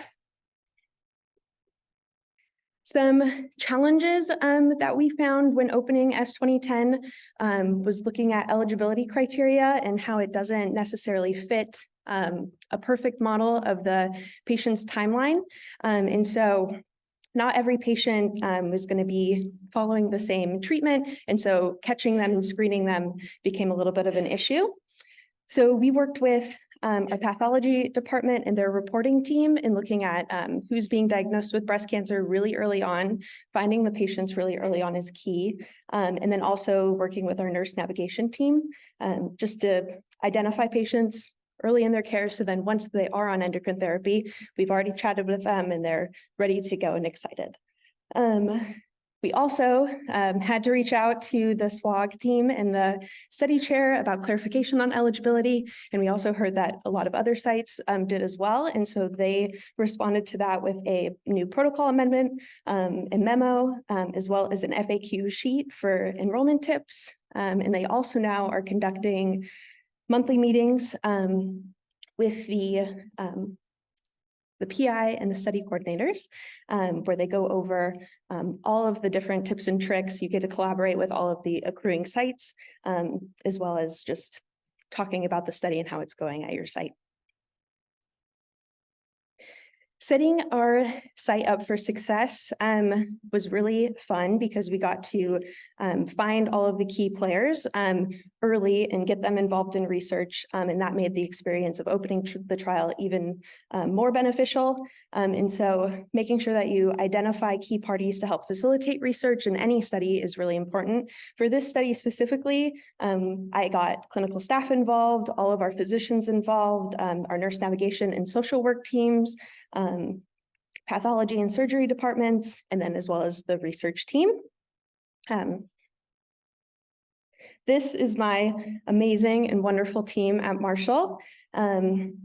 We love to celebrate and match, but research in general, I found that collaboration is key, like I said on the last slide. And to implement trials at Marshall, we created a research orientation program for clinical staff, where we just went over months in advance, different basics of like protocols, as well as like educating them on just clinical trials in general, to give them just a brief understanding so that they felt confident in starting up different trials and participating. Then we also had our subject matter experts on our team come and speak about their areas of expertise. We had our senior regulatory affairs coordinator come and talk about protocol basics and like what even is a protocol. And she also talked about like the regulatory process and all of that wonderful back work that she does. And then we also had our quality assurance officer talk about the importance of documentation and GCPs, as well as just institutional expectations of quality.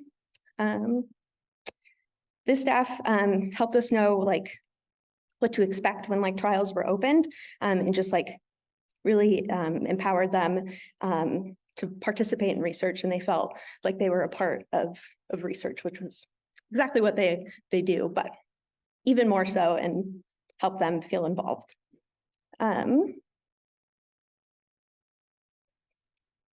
Some amazing benefits and practice changes that S2010 has brought for Marshall Cancer Center was for standard clinic workflows and symptom management. This included all parties of communicating and ensuring that patient needs were met. And this included like when we enrolled our first patient to S2010, she was randomized to the active symptom monitoring arm.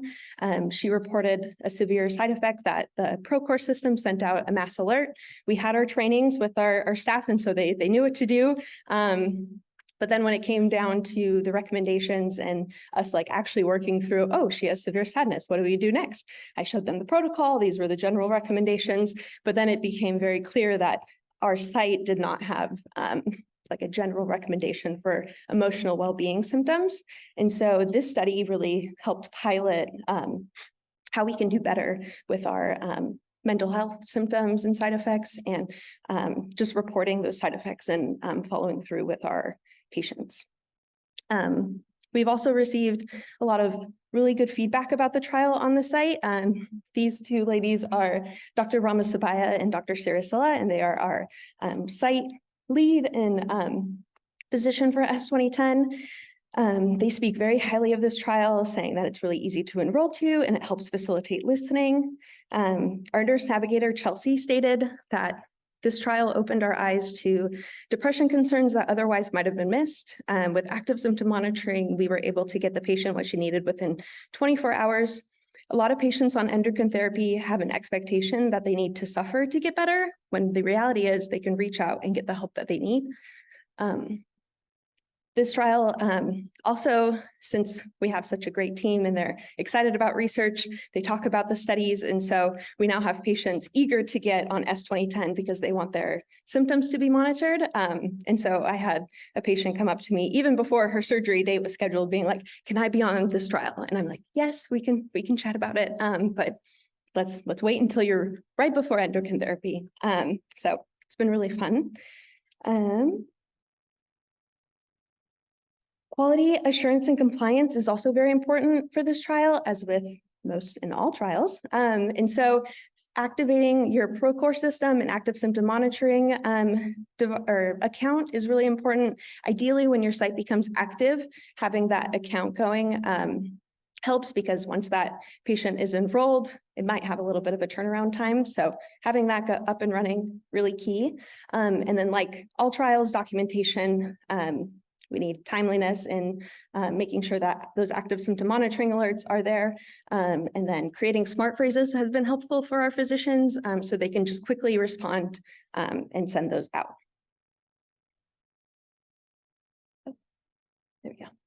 Okay, so key takeaways for this study. Everyone should consider opening S2010 at their site. It's a wonderful trial, really collaborative, really opens up research to sites. It's potentially high accruing and can help improve overall clinical operations and patient experience. And then remember to try and identify patients early is key.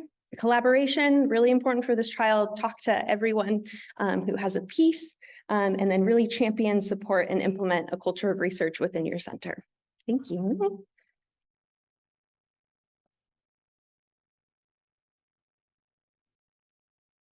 Thank you, Catherine. Okay, so next we are going to pivot to this very large phase 3, potentially practice-changing trial, S1826. It's the largest Hodgkin's lymphoma trial in NCTN history, and it sought to harmonize the pediatric and adult treatment of advanced Hodgkin's lymphoma. So we're going to hear from Brandon to share lessons he learned from running a trial that involves both the adult and pediatric patient populations at OHSU. Perfect. Is this one on? Perfect. So my name is Brandon. I'm a research project manager for OHSU's NCTN program in Portland. And I've been project manager for about 2 years in this position. And then I worked about 4 years as a trial coordinator. And if you're interested, the MM next to my name means Masters of Music. I was a professional musician prior to working in research as well. So the NCTN program at OHSU oversees 80 active trials across 25 disease teams.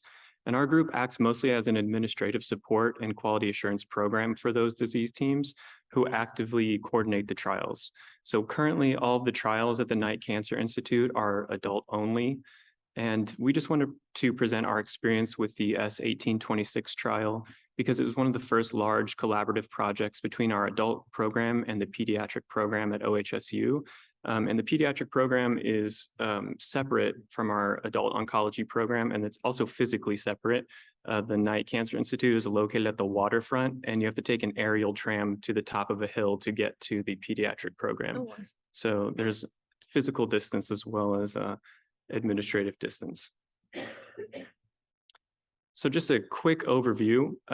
So S1826 is a phase 3 study of nivolumab plus AVD and brentuximab plus AVD in adults and children with advanced stage classical Hodgkin lymphoma. And the primary objective for the study was to compare the progression-free survival within those populations. And the study met its enrollment goals and permanently closed to enrollment on December 1st, 2022. And the preliminary findings were released earlier this year. And we got some more information last night at the meeting that there's some FDA information coming out. And if you're interested in those documents, those memos about the preliminary findings, they're on CTSU. So I urge you to go there to pull them and read them. So this is just a brief overview of the S1826 timeline at our site. So the study opened in mid-2019, and we enrolled our first adult subject in late 2021. And obviously, everyone experienced the slowdowns and difficulties due to COVID. We just talked about that in the previous presentations, and our site was no exception to that. So we finalized our plan to open the study with the pediatric group after enrolling our first adult subject. So we had some experience enrolling the adult subject first before collaborating with the pediatric group. And then the first pediatric subject was enrolled in early 2022. And in total, our site enrolled 4 adult subjects and 1 pediatric subject, and we also accepted 1 pediatric transfer subject. So this slide, which I won't read all of it to you, you can glance over it, and it's available afterward, obviously, if you're interested in reading it. But this was our initial plan for the collaborative the collaborative plan between the adult and the pediatric group, as well as the NCTN program. So the few notable items, because the adult team opened the study, we decided that all of the enrollments would be credited to SWOG. And second, each group was responsible for all of their own subjects, but the adult group data manager would be responsible for all data across both of the groups because they had the most experience at the time. Because the adult group had opened the study first, we decided they would also be responsible for all of the pharmacy and treatment plan administration throughout the duration of the study. And our program, the NCTN program, would take care of all of the regulatory tasks and provide any ancillary documents like the study checklists or enrollment forms for these groups. So in preparation for this presentation, we thought it would be a smart idea to speak with some of the people who actually were involved in this study. So we spoke with, firstly, we spoke with Dr. Linda Stork, who is a pediatric oncologist at OHSU, who led the pediatric group for this study. And so some of the challenges that she noted were defining the roles of the coordinators or the CRAs early on in the process. So figuring out who would be responsible for the data, the study visits, and et cetera. She noted for successes that the response from the protocol team at SWOG was excellent. I think they needed some help with like a roadmap for the treatment plan, and they were able to get that quite quickly, which helped push our patient through treatment. All of this work also opened up a lot of opportunities for future collaborations at our site between the adult and peds groups. So Sarah West was the adult and pediatric data manager for the study. And she noted that one of the biggest challenges was that the pediatric team at OHSU had never coordinated an NCTN study before. So not only were the coordinators and the data managers in our adult group doing a lot of the work for the study, but they were also training a lot of the pediatric group on how to deal with the NCTN systems, how to deal with data, all of the quality assurance that's required for this type of study. She mentioned one of the things that was really important for collaborative studies was flexibility, that if you had a data manager who maybe knew something about a system that the coordinator needed to know, that it would be okay for the data manager to step in and help the coordinator with those types of tasks. Or, sometimes in my role as a coordinator, I've had a PI sit with me and enter data before. So stuff like that, when people can work outside of their scope, so to say, and be flexible when we're trying new things, it's extremely helpful. And finally, I got to speak with Liz Edwards, who's sitting right there, who's the director of our program and presented last night. She said one of the biggest challenges for our group was the staff turnover. Every time we have new staff come on, there's a lot of paperwork and getting into the new systems and things like that. It all takes time and all of the training involved with that. one of the biggest successes was that this study for our site showed that the collaboration was possible between pediatric and adult groups. It served as a jumping off point for future collaborative studies at our organization, which is really great. So now we return to the plan that we showed in the beginning here. I won't read all the changes, but I just want to point out a few of the major changes we made for future projects like this. So first, we learned that we needed to centralize coordinators and data managers within each group. It serves the study really well to have experts on each team who knows what's going on, but it also ensures that we have multiple people who understand the role in case of staff turnover. So we experienced COVID, the staff turnover, and we lost some people who had a lot of knowledge on the study, then had to retrain and kind of restart. So secondly, we initially had the adult team lead a lot of the effort. So all of the accruals were credited to SWOG. And because we decided to redistribute the responsibilities in the future, where each team became more equally responsible for the tasks, every accrual would be credited towards either COG or SWOG, depending on the enrollment. And we also delegated more of the pharmacy and treatment plan tasks to the appropriate teams because they're experts in those treatment plans and they know how to push those through our IRB and through EPIC and all those programs. And finally, for the NCTN program, we found that we could step in more for some of the training opportunities when onboarding new collaborators to NCTN trials. Our program also started to offer more quality assurance resources for our teams. It means we can try to catch coordination or data mistakes early, and then we can use those mistakes as training opportunities across both of the collaborative groups. So if an adult coordinator makes a mistake, we can inform the PEDS coordinators that this mistake was made and they can avoid it that way. So all in all, this trial was super successful at our site in terms of subject enrollment and just the collaboration as a whole between the adult and pediatric groups. And because we were able to do this study, we've already started 3 new collaborative trials at our site between the pediatric group and the adult group. Thank you. All right. We have time for some questions if there's any in the audience or the chat.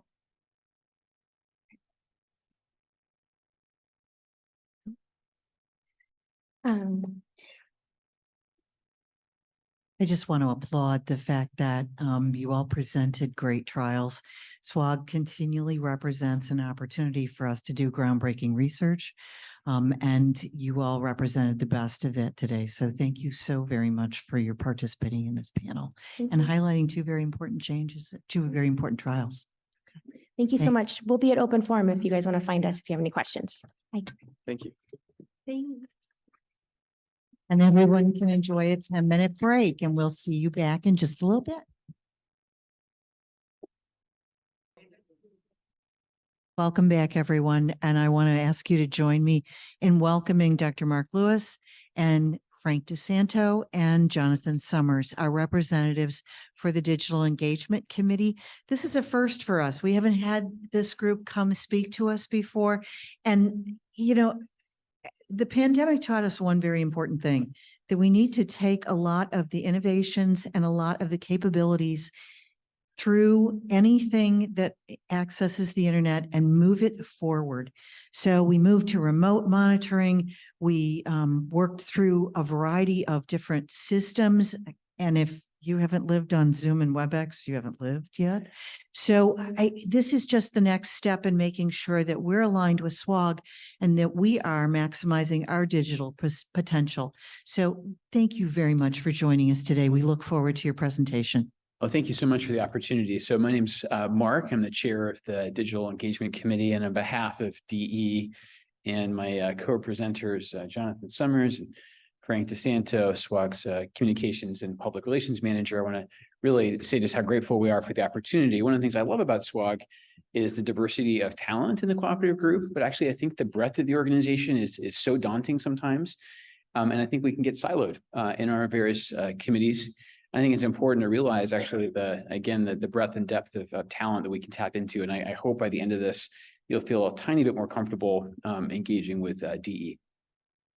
So one of the things I wanted to address right off the top is digital engagement is about more than social media. And I'll use an analogy from geometry where every square is a rectangle, not every rectangle is a square. So yes, social media is digital engagement, but not all digital engagement is social media. But I think that's what most people think of when they first hear the term. So I wanted to kind of walk through what I think has been a sea change over the last decade or so. We've lived through a revolution. And in oncology, this is how I have personally experienced it. I've seen the pendulum swing from social media for a healthcare professional being viewed as something frivolous and borderline unprofessional to sort of the middle, where, okay, this is now acceptable and it can be helpful, to where I think we are now, or at least I am, where I think this is practically mandatory. You may say I'm just, completely blinded by my own selection bias. I literally can't imagine myself doing my work without these tools. And I'll tell you in a minute about my origin story on Twitter in particular. When SWOG celebrated its 60th anniversary several years ago, Dr. Blanky asked me to sort of tackle the problem that we have with information. It's a nice problem to have. The pace of progress generates so many data that it becomes hard for us to comprehend. It's almost like the information version of the paradox of choice. By having so much freedom, so much to read, are we in fact limiting ourselves in the deluge? And you can see here really in a graphical version, just the problem we have with output. So over the several decades of SWOG's existence, more than a half century, the rate at which literature expands has risen so quickly. There are now over 200,000 articles per year that pertain to cancer. Now, I think we all know not all of those papers are of equal merit, and we have a new problem to contend with ChatGPT generating even more fodder for predatory journals. But buried in here are really important kernels of truth, of practice-changing data, and we need to figure out a way that we can sort of be sustained by those and not distracted. Sort of how do we separate the wheat from the chaff? So one of the ways Twitter was described to me was by Dr. Mike Fish, who I'll reference again later in this talk. So when I was starting as faculty at MD Anderson, he was my chairman. And he said, Mark, I want you to get on Twitter. And I thought, gosh, that's a really strange piece of advice from my professor. And he said, the reason I want you on it, I said, I don't want you to say a thing. He said, I just want you to listen. I want you to use it to narrow down this deluge of information and really curate your media diet. And he said, you'd be surprised. He said, if you pick the right people to follow, and this was his exact quote, I think, he said, the good stuff will bubble to the top. And yes, you can already argue this is creating something of an echo chamber, but he was right. The peer-reviewed literature sort of thrives on citations. It thrives on repetition of things that matter and things that we believe to be true. And in its best incarnation, social media can do exactly that. So it can take this absolute torrent of information and it can narrow it down into a feeling of contentment. And so you can get the information that you need and not feel so overwhelmed. And then also I'll point out, I think for a long time, there's been a false binary. I think the peer-reviewed literature, almost like a Platonic ideal, has been viewed as this gold standard of truth. And I think critics of social media would say, oh, that's just trivial muck, and you're polluting the peer-reviewed literature by even trying to commingle the two. And yet, some of our highest impact journals recognize the synergy. Almost all of them at this point have their own social media accounts, and they'll use it very sort of carefully to promote articles they think are of interest, because they realize this, again, this is not a true binary. In fact, you may be inclined then to click on a link and read a full article because you learned about it on a platform like Twitter. And you can see here that the Lancet Oncology did exactly that. The New England Journal does the same, and so on and so on. And then finally, I think it's important that we recognize patients as the ultimate stakeholders for the work of the cooperative group. This is a story that's probably apocryphal, but it's also too good to be true, and needs to be passed on. That when the FBI caught the legendary bank robber Willie Sutton, they asked him, Willie, why did you rob these banks? And Willie allegedly said, well, that's where the money is. And our patients are online and they are absolutely engaged in social media. And then the question happens, well, if we're not present, and if we're not, I hate to say policing, but if we're not providing legitimate information, what are they going to find? Well, they're going to find misinformation, disinformation, and malinformation. So I almost think we have a responsibility to enter these spaces, even if we find it professionally uncomfortable. And then in terms of patients, I'll often hear, oh, Mark, Facebook is where the patients are at, and patients don't go on Twitter. And that's just not true. And in fact, patient advocates have had an incredible and important role in shaping the online conversation on Twitter in particular. And I would point to the hashtag ontology, the nomenclature that developed around disease-specific groups. And breast cancer advocates are really sort of the forerunners in this space. So as far back as 2011, they started the hashtag BCSM, breast cancer social media hashtag on Twitter. And then a lot of other tumor types followed suit organically. So brain tumor social media followed the following year with BTSM, brain tumor social media. And at this point, very sort of forward-thinking oncologists like Mike Fish, like Matt Katz, a radiation oncologist from New England, started to take notice. And they sort of precipitated this organic formation of hashtags and came up with their own nomenclature. So again, following the examples of BCSM and BTSM, now again, the oncology community sort of intervened and made disease-specific, short and unique hashtags that again were coded with SM at the end. And this is another thing I wanted to say is that Twitter is deliberately public facing. It is not a place for private conversation. And that's not a bug, that's a feature. It's designed to be open. And as a reminder, again, they put at the end of these hashtags SM. So again, anyone that was using it would say, oh gosh, this is a prompt, this is public. It's also where oncologists are. So I know there's been a lot of concern about what's happening to the platform under Elon Musk's leadership. But even today, in the fall of 2023, it's still where most oncologists interact with one another. And there's 3 C's that I think draw people to the platform and keep people there despite all of its problems. And again, I will lay out these 3 C's as a mnemonic. The first one is curation, as I already mentioned to you. Again, how you can sort of make sure that your information stream is palatable to you. It's how you can contribute. Remember what Dr. Fish told me? He said, Mark, at first, just listen. It took me months to generate my own content. Even before I did that, I found it very helpful to amplify the good content I saw from other people. The retweet is a very, very powerful way of doing that. And then finally, I'll point out, and this was alluded to in the opening remarks, this is a powerful way of connecting during and after the pandemic. And one of the things I'll hope to show you is this trend was really taking off even before COVID intruded in all our lives. And finally, although we're all here together, this is a way that you can participate virtually in conferences. And so to put this all together, I'm going to show you, this is a nodal map of oncologists actually interacting around a conference. And one of the things I like is it actually recapitulates real world relationships. I think there's this false notion that social media is somehow this completely disconnected sphere. This very much sort of reflects and even fortifies relationships we already have with one another. And if you want proof that Twitter actually can reflect real life, I'll demonstrate that here is Dr. Oz, way out here on the lunatic fringe. So that very much recapitulates what we see happening in real life. 2019 was the inflection point when oncologists really took notice, and I think it was important that we got the official imprimatur of ASCO. So if you go to the ASCO annual meeting now, in the plenary session even, they're projecting on massive screens tweets that are coming through at the meeting. And I thought that was a really important, again, sort of mark of authenticity from one of our greatest governing bodies. So again, this was happening pre-COVID. And then this is what is a very first overwhelming data visualization of an ASCO meeting. This is the 2019 annual meeting. And these swirls are the conversations that are happening at that massive and again, sort of overstimulating conference. So each one of these swirls here is actually a conversation happening around a plenary session. So again, I just want to demonstrate to you that what happens online is reflecting what's happening in real life. However, there is a downside to all of this because as oncologists became more prominent on Twitter, proportionally advocates became, I hate to say silenced, but suppressed. So it's really important if we're talking about signal and noise that we not drown out the very people who are the most important to all of this. And there's another reason that we need to listen to them with the fierce urgency of now is that our advocates pass away. And one of the things that makes me the proudest about working with SWOG is I think we have a very long and really authentic history of working closely with our advocates.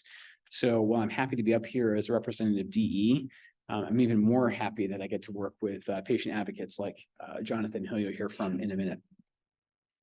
And then finally, in the modern era, it's extremely common. We have good studies showing that when a patient is diagnosed with cancer, they're going to go to the internet. And about 94% of them are going to use Google to look up information about their cancer. Okay, that's one thing. Well, what happens if they use Google to look up information about us? And by us, I mean oncologists. And so a couple of years ago, as a sort of an exercise, I thought, wow, how can I get sort of take the temperature of the room and figure out what the public thinks about me as an oncologist? So I typed into Google, oncologists are, and many of you know Google will finish your search string for you. And this is what Google told me. Oncologists are murderers, oncologists are evil, confused, or criminals. And so when I saw this, and I've been told that if you run this search now, you might get different, slightly more favorable results. But it's not lost on me and shouldn't be lost on you that we have a really big problem in terms of public relations. Before we can even get patients to trust us enough to allow them to be enrolled in the study, we have to overcome this. And let's think about where this comes from. I think what's happened here is I think we have been conflated with the indiscriminate toxicity of our treatments, both past and present. I lost my father to cancer in 1994. His chemotherapy was absolutely brutal. Every single stereotype happened, lost his hair, no immune system, in the hospital, neutropenic sepsis.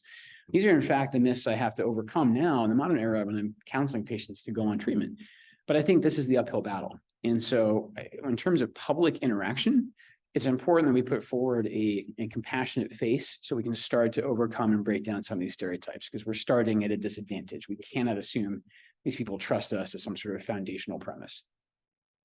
So let's talk about the last decade in SWOG, social media. Again, I want to give a lot of credit to some real pioneers. Dr. Blanky is going to get his due in a minute, but I can't give this talk without giving appropriate props to Mike Fish, who has really been a leader here. And as far back as a decade ago, Mike and I did what's called social media office hours. We sat at a SWOG meeting, helped people sign up for these networks, and we still offer actually in DE this kind of support if you're interested. Dr. Blanky himself was a huge, and is a huge champion of this. And so he, as you know, writes the Frontline blog, and blogging is another form of digital engagement. And I think Chuck really saw that SWOG had a role to play among maybe all of the cooperative groups in being pioneering in this space. And so I'm very, very grateful to him in particular. So this has been a way that we can promote clinical trials. And again, this is not new. It's 2023, as far back as 2012. This was being written into one of our CCOP grant renewals. At the time, Twitter was called microblogging, which is one way of looking at it. Back then, tweets were 140 characters, so there was definitely an emphasis on being concise. But again, to legitimize, if you will, this as an effort, you can see this is something that we're writing into a funding proposal. This is the farthest thing from something to be ashamed of. This is something we should be leaning into. And then a more recent example, this is from just last week from the official SWOG Twitter account. Maybe some of you saw this, promoting a study. And again, I'll point out, the reason I picked this one as an example, this is a very vulnerable group of patients to interact with. This is patients who have a germline BRCA mutation. They have pancreatic cancer, one of the most fearsome malignancies that we deal with, and they're being offered a study. And here the study is olaparib plus or minus pembrolizumab for these patients. And we are using Twitter again, and I think there's a myth that patients aren't on Twitter. We're using Twitter to reach potential enrollees.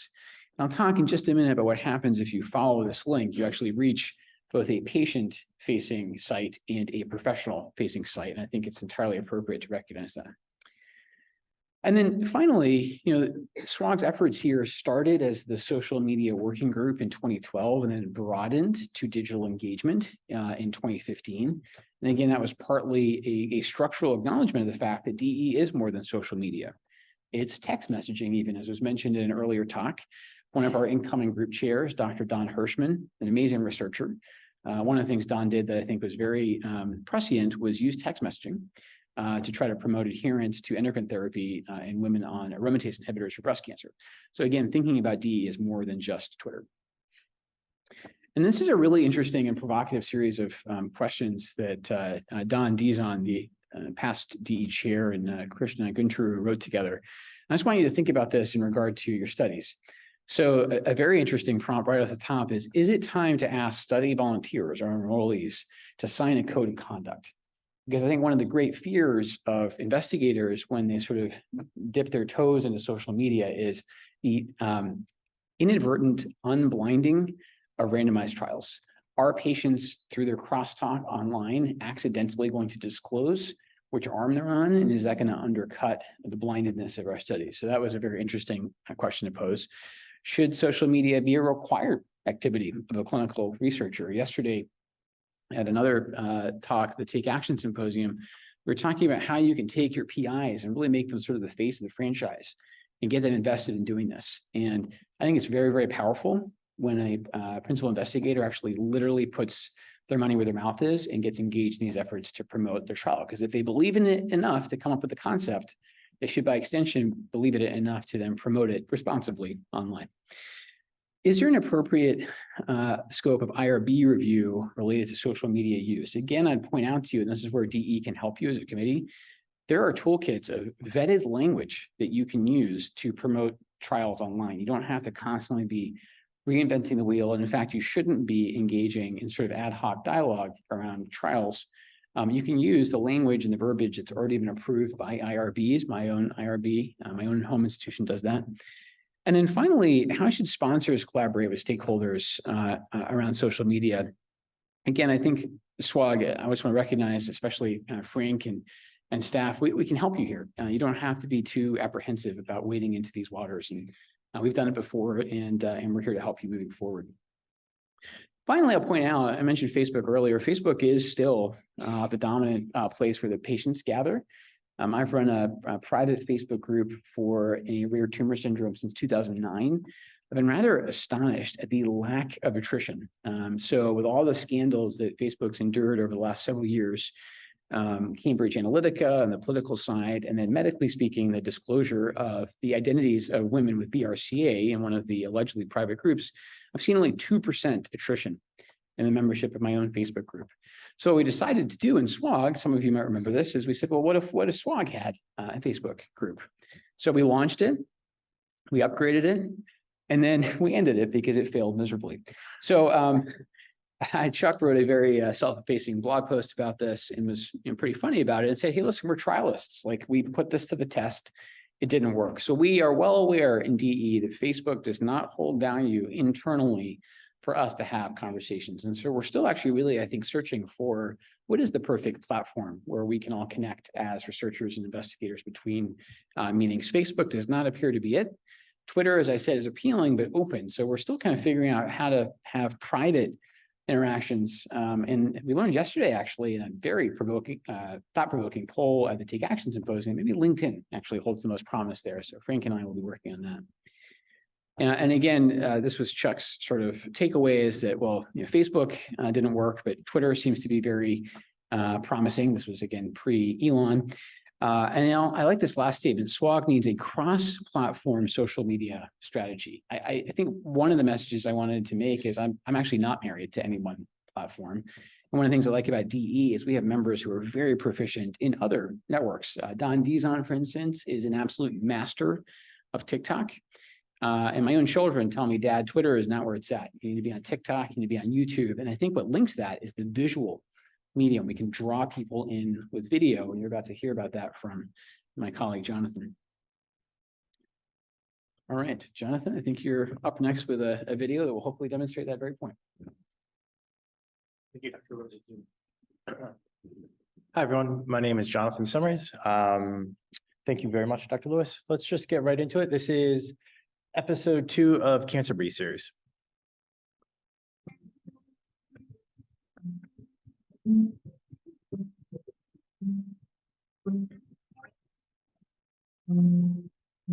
can relax, sweetie.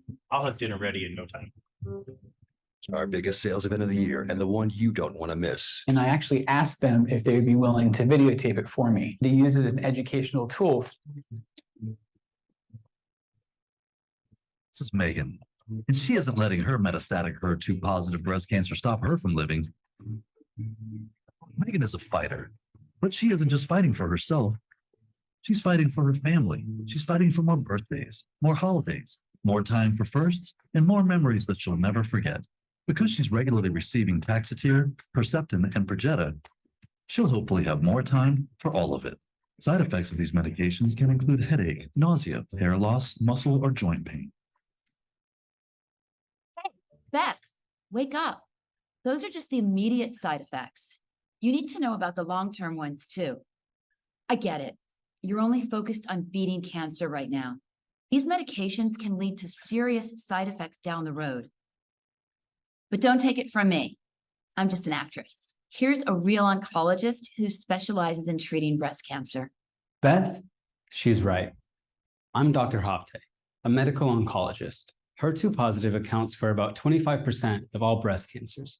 But most importantly, we have effective ways to treat it. This makes me very optimistic that we're going to be able to control your disease. We do this with drugs that target the HER2 protein, Herceptin and Perjeta, and a type of chemotherapy called Taxotere. We're also aware that these targeting medications can damage your heart, causing the muscle to become weak and potentially fail.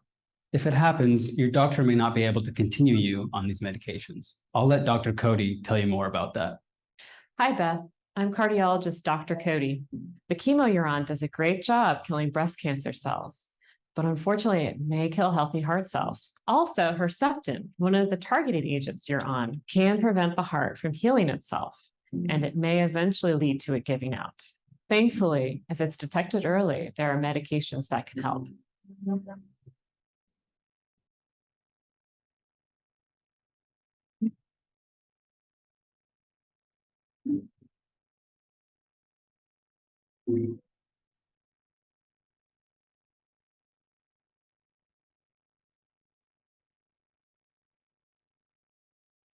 See, Beth, I might be a breast cancer expert, but I'm not an expert of the heart. And I'm a heart expert, but not a cancer expert. And I'm still an actress. That's why we're working together. We're seeking a way for HER2 positive patients to continue on their medications while also avoiding heart problems. Okay, so how do you do that? The medical community does this through clinical trials.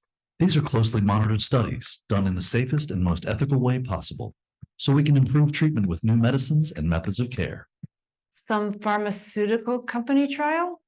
Well, that's one type of trial, but there's many different types. The cancer trials we conduct are taxpayer funded, designed and run by doctors, and patients volunteer for them. Our trials are supported by the National Cancer Institute, which is part of the National Institutes of Health. In these trials, doctors, nurses, scientists, statisticians, and other experts collaborate to answer important questions so we can improve the outcomes of all our patients. Are you running a trial for patients like me? Yes, it's SWOG's S1501, and it's being offered in nearly 100 hospitals and clinics across the country. In S1501, some HER2 positive breast cancer patients will be given a blood pressure medication, carvedilol, while receiving treatment. We hope this will allow patients like you to continue their cancer medications longer and thus increasing your chances for survival. Plus, it gives us a better idea of how common heart damage is in breast cancer patients who are at risk for developing heart issues and who are taking medications to target the HER2 protein. By enrolling in this trial, I'd be helping other HER2 positive patients? It would help us answer questions that we don't currently have the answers for. But if the trial is positive, it might mean carvedilol can be helpful for patients with other types of breast cancers. For more information, visit cancer.gov and ask your doctor if S1501 is an appropriate trial for you. I'm enrolling in S1501, not just for myself, but for all the other women in the future who will be diagnosed with HER2 positive breast cancer. Did my doctor ever say anything about a clinical trial? I don't think so.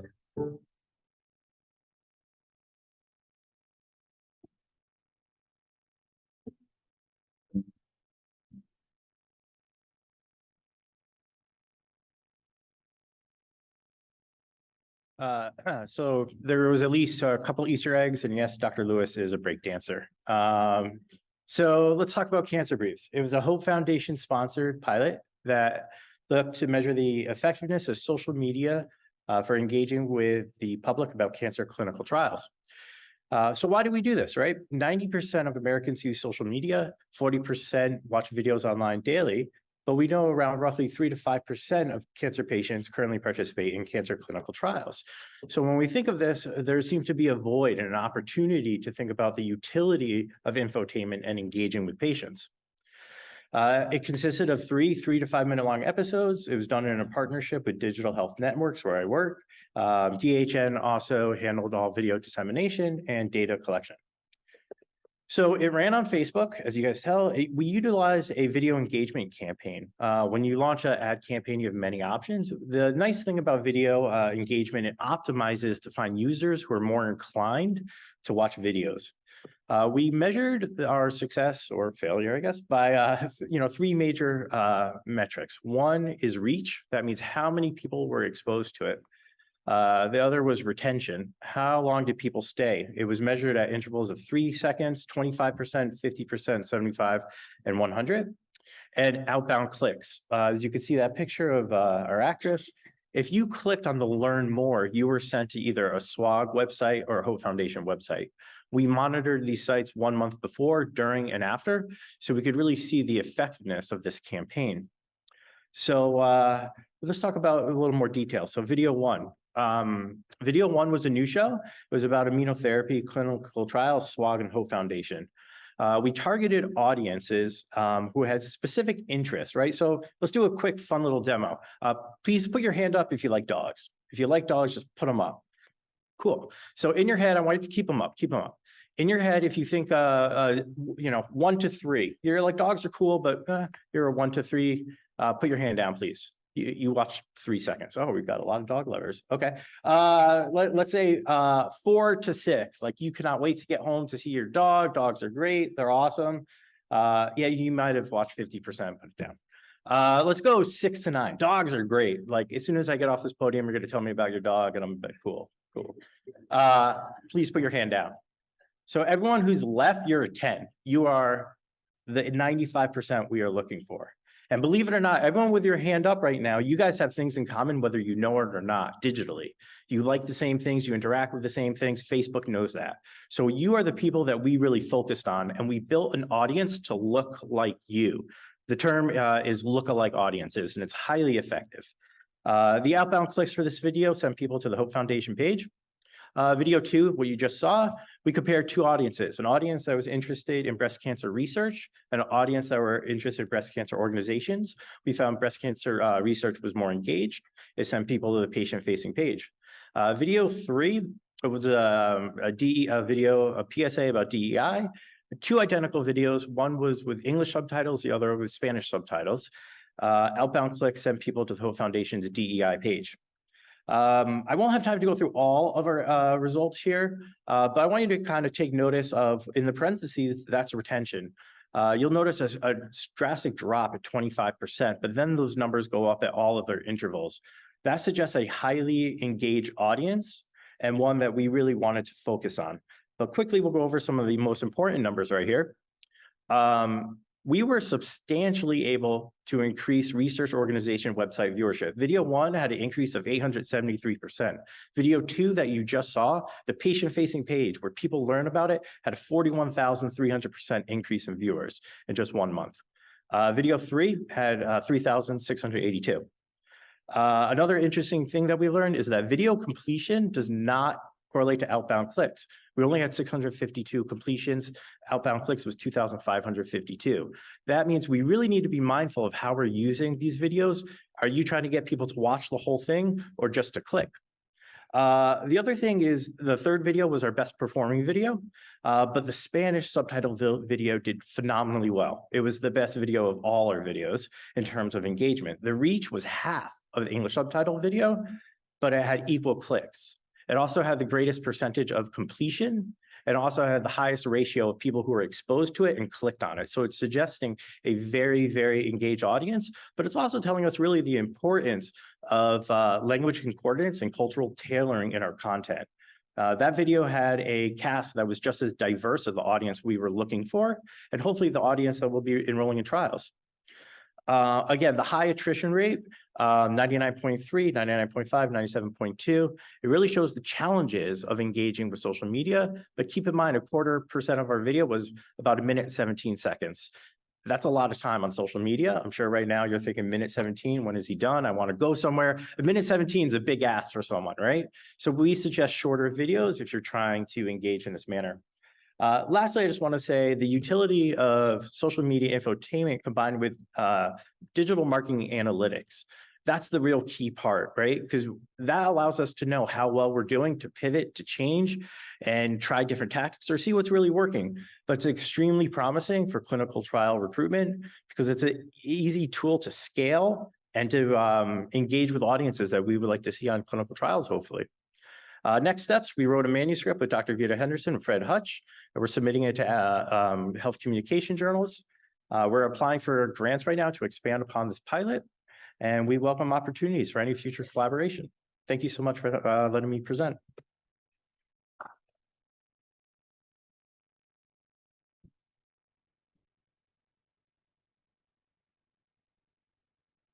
Absolutely. Go for it, Brendan. Hi, I'm Brandon from OHSU. The Twitter example, how do you deal with the fact that maybe it looks like people are being advertised to with very little follow-up? Like I'm looking at some of the cancer forums just on my phone now while you were talking, like on Reddit, for example. There's a lot of discussion and follow-up about those things, where there are physicians online who are able to answer questions. But like Twitter, for example, doesn't have the engagement. Once you put an ad out for a trial and you have someone click away, that person has questions. You have to hope that they are able to have those all answered on that web page, sort of immediately as you're discussing the patience is very low now for like, I want to know this thing. So are there any strategies for dealing with that? Yeah, so if you follow the link, so this is going to be swog.org/S2001 to that trial that I use as an example. What I like about it is then you're actually at a fork in the road where you get to decide or admit I'm a patient or I'm a healthcare professional. And the messaging there is very different, as you might imagine. So you're right. Once the patient leaves Twitter, as an example, we have to kind of track where they go digitally, but I think we can lead them to reliable and embedded sites. I think what is more frightening to me is what they would find, again, without robbing them of their agency, what they would find with a more global search. And then, the techniques Jonathan has to capture, traffic online are actually quite sophisticated and frankly exceed my expertise. May I chime in for a second? So in this communication, we need to think of it as a circle, right? These videos are just one part of the circle. Where we direct them needs to be clear, clean, and have an easy mean of communication to make that dialogue. So it needs to be thoughtful in terms, and it also needs engagement with doctors, so they're aware as well. That way we can have the back and forth with patients and really direct them to a place where they don't need to click anymore, right? One click done, they see what to do next, and all the information is right there, and it's all embedded. Kira, go ahead. Hi, Kira from Yale. I'm interested to hear more about the code of conduct that you had mentioned earlier, and this ties into a comment that came up yesterday at SiteOps. When we talk about engaging in social media and patients have access to potentially proprietary information, how do you kind of control that flow of information, especially in early phase clinical trials? Yeah, and as you saw, that was essentially, thank you, essentially the first sort of rule of engagement that Don and Krishna were proposing. I mean, ultimately, we engage in a contract, and we enter a social contract with our patients when they're trial enrollees, and we can't entirely police everything they do. We just have to remind them of the precariousness of blindedness in particular. So, we've never really hard baked that language, to the best of my knowledge, into consenting, but I think it's important to raise our awareness that that's a real danger. And so one of the reasons I wanted to address this group is in DE, I often feel like I'm preaching to the choir. I realize that many of you are probably at best agnostic about this, and I think it's important that we acknowledge the downfalls. So you're right. The kind of careful line we walk here is that we want to make sure patients aren't engaging in so much crosstalk that they are, again, accidentally disclosing which arms they've been assigned to. We've seen examples of that in the past, and I think we need to figure out how we can get them to commit to non-disclosure moving forward. Can I ask Frank, could you come to the mic too? I'd like to introduce you. If you are not familiar with Frank DeSanto, he is responsible with Dr. Lewis and Jonathan for digital engagement. Frank? Thank you, Joyce. I wanted to add one thing in response to Brandon's question. In each of those patient-directed tweets we put out with the graphics, there is a reference to cancer.gov/contact or 1-800-4-CANCER, which is the NCI's Cancer Information Service. So we have an agreement with them about these. Every time we put a new patient summary out for a new trial, we send it to them as well. So that's really where we're directing patients to get their questions answered. Thanks so much. There will be more this afternoon. We have 2 digital engagement questions left in our poll everywhere.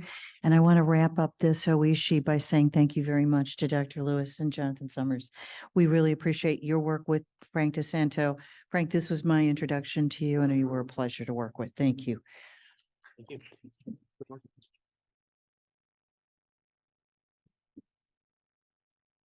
So if you do not have the poll everywhere instructions, please take this minute because we're going to ask you 2 very important questions that are incredibly important to those of us in the Education Committee. But before I get there, I want to say to everyone, thanks very much to all the speakers and the panelists and the entire Oncology Research Professional Executive Board.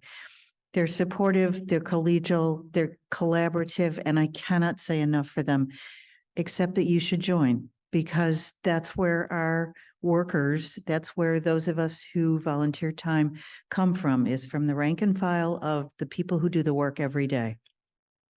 I also want to say thanks to my co-chair, Deb Bergevin. Deb, if you'll stand up for a second. I know you don't have to time anymore, so it's okay. Please say thank you to Deb for me because she is a phenomenal partner in this endeavor. I just get to be the public face, but she's the worker behind the scenes for sure. I want to encourage you to join us in the Education Committee. Currently, the members are Connie Shepanik, Deb Bergevin, Nicole Mahaffey, Ashley Tyden, Tasha Courtney, Anthony Hicks, Amy oh gosh, Amy, every time I do this. Kaffernes, I am so sorry. Maggie So, who's not able to be here today, Jessica Hines, Doha Fantima, who's far away in Saudi Arabia, I believe, and Heather Hamilton. All of them are just tremendous to work with. And I want to say thank you very much to each and every one of them. Connie represents our fearless leader, both on the Oncology Research Professionals as well as on the SWOG board. Please remember one thing as you answer these questions, you are the ORP. So your thoughts and your comments are incredibly important to me. So question number 1.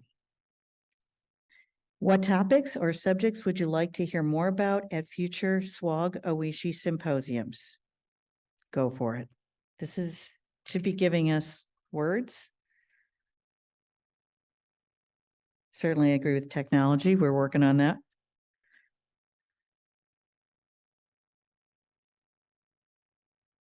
Hopefully it's working. Technology has its moments.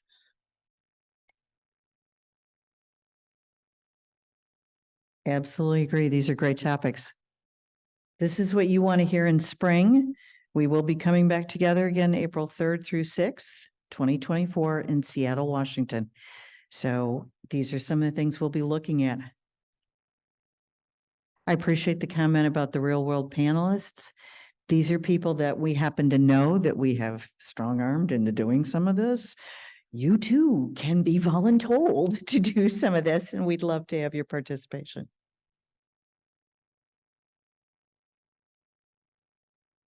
We have one last question. So I'm going to pause for just a minute more because there's still some responses coming in.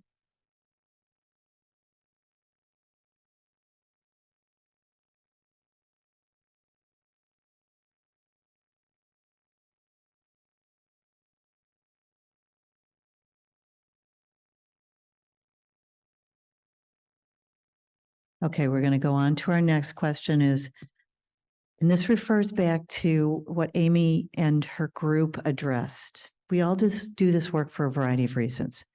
On a daily basis, we have to be resilient and we have to renew ourselves. Those reasons keep us going. In a single word, what is your why? What is it that makes you get up out of bed and go greet a tough day when you have to work with a patient who's progressed?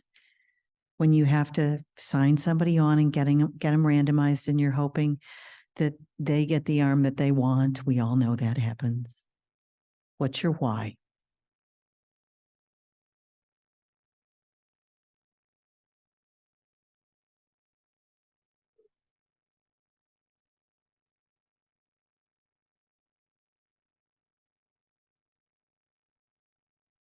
Truly, SWOG gives us all hope. As the video showed, it is the answer to the questions. And I want to thank each and every one of you for participating both in this conference and in the work that you do. You do a spectacular job, and you will have a living legacy for the rest of your life. Thank you all.